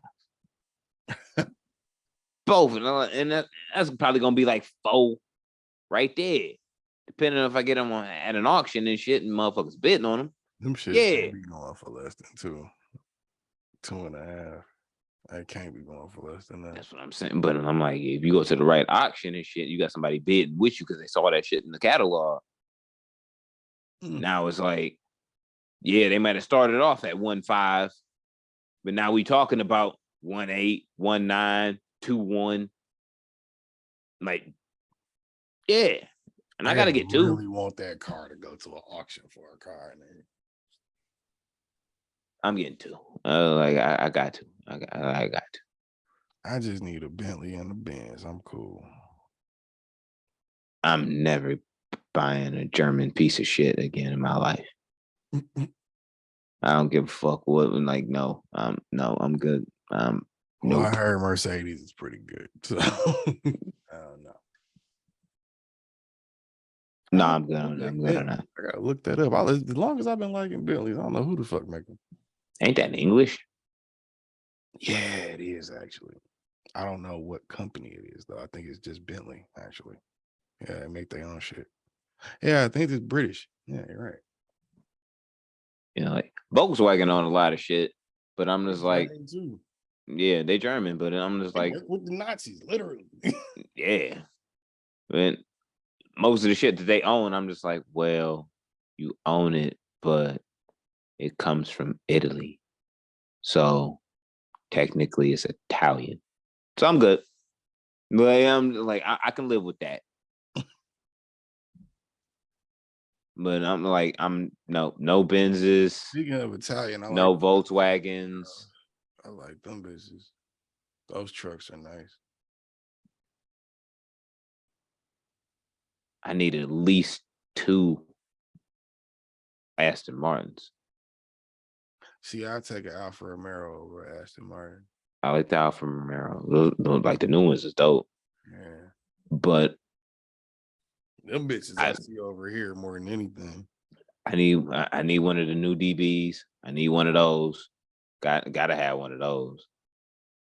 And you gotta you can't say you out here with the Aston Martin game if you don't get yourself a James Bond joint.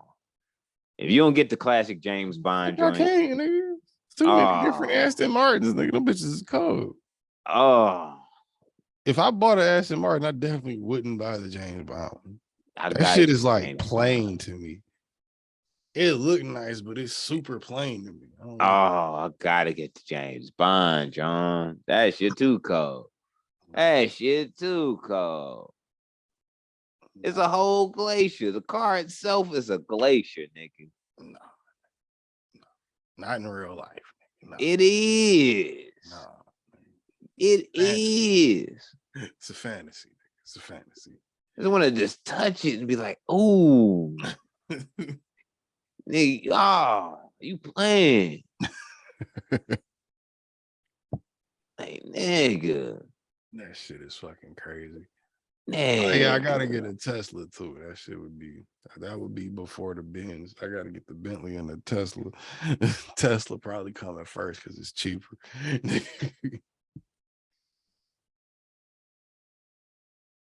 I won't get a Tesla right now. I wouldn't say right now. Once they update the body kits on them shits a little bit better, then I'm with it. It's only really because to me they look really, really plain right now, but it's like the beginning of the wave. So I know they're gonna update. I think it's the what is it? The F type, X type, or is that Jag? I don't know. It's one of them. It's one of the coupes that Tesla got. That bitch is crazy. I think it's the S model or something. Model S. Yeah, that's what it is. The Model S. Because even like the Honda Ioniq, like Hyundai Ioniq and shit that came out, it just looks plain. Like it's like not a lot of character to the car. Right. And I think that's what bothers me about it. Is like, is it sleek? You can't really call it that. But hey, shit, it's niggas an electric car. Like, how can you be mad at that? You ain't gotta run on no gas, nigga. That's beautiful. I mean, but if that's the case, you could just get a Mustang truck. Them shit's ugly as hell. You know, Mustang trucks is the best thing Mustang ever fucking made. Every other Mustang looks horrible. I've never liked Mustangs. That smoke Mustang yourself retarded. No, nigga. No, you sound crazy. I'm a Camaro nigga anyway. But nigga, Mustangs have always been like mid to me. That truck is crazy. Nigga, that Mustang truck is crazy. I'll fuck with that. That's a Ford I would buy, other than the F-150. That's a Ford I would buy. Greatest fucking car in American one of the top 5s in American history is a 1969 Ford Shelby GT. Yeah, and those are great, but they ain't made those in quite a while. I know, they ain't made them in quite a while. That car, that one you talking about, that bitch hard. Just like that truck. That truck is hard. They were hard all through the late 60s, early 70s. Yeah, I'm not talking about before we 80s wasn't. I'm talking about the Mustangs I've been around in my lifetime. They garbage until they got to that truck. That truck is ugly as hell. That's an Obama fucking nation. That's an Obama fucking nation. That is terrible. They should have did it 10 years ago. You want a Maserati, don't you, nigga? No. Admit it. You admit it. Pimp C told me a long time ago, never do that with my money. Rest in peace. You are gonna buy a fucking Maserati. I know it. I know it. You a Rory ass customer service. I can't do it. You a Rory ass nigga. I already told you, nigga, you catch me in a Jag or a Tesla for you catch me in a Mazda. Maseratis just that's like a basic nigga car. I don't like that shit. I see like niggas in Maseratis and I'll be like, you just do the bare minimum, don't you? Yeah, it's a baby mama car. Basically. I do see more women driving Maseratis than men. So yeah. Yeah, baby mama car, just like C-Class baby mama Benz. Yeah, I definitely couldn't be. You can't be a grown man riding around in the C-Class, my nigga. Only C-Class as dope to me is the CLS 550. I buy that bitch. The CLS 550 is nuts. It just means you a baby mama with an entrepreneur. Nah, nigga, that CLS is hard. That you a baby mama that's an entrepreneur. Nah. You don't need that nigga money for real, but you gonna make sure he pay what he owe. You gotta pay for the Benz somehow, right? Oh yeah. Cause she got the rest of the bills on her own. She like, nigga, but you gonna pay for this Benz. Like you gotta get a Honda so quick. real shit, nigga. Got me fucked up. If she say like, oh, I work from home, she got an OnlyFans. She got an OnlyFans. She work from home and she riding around Benz, nigga. She good. She good. She all right. Matter of fact, bitch, let me hold 100. Shit. Nah, she done left your ass at the club by 9. She gonna be like, this nigga don't own no businesses. Nigga, what? I'm at the crib with my feet kicked up, waiting for DoorDash to get there. Fuck you talking about? Oh no, playing 2K. You said you about to go to work, baby? All right, I'm gonna hop on. That's why the nigga paying for the Benz right now. Exactly. Hey, my problem with her and her baby daddy arrangement. Goddamn, that's them. Like, nah, man, you gonna end up being 9, baby daddy, nigga. Nah, I need the nigga at the crib chilling. He said you going to work? All right. Bet. Fuck that. I am more than happy with being the side nigga or the new nigga. What you gonna do? You gotta start somewhere, nigga. And this has been episode 222, Non-Millennial Millennials Podcast, House of Spades Media. Shout out to everybody across the globe, everybody across the pond. What? Oh. Everybody across the pond. Like, share, subscribe, tell your homies, tell your homies, tell your grandma's homies. Even though they gonna hate it, we still get the stream money. So, like, appreciate y'all. Now just put never seen a Mexican before. There it is.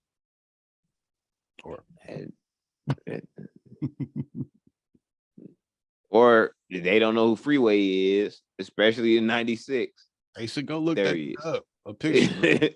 They should go look at it. Come on, bro. You know, it's accepted. No. It's accepted. No. I mean, it's all right. No. You'll be all right.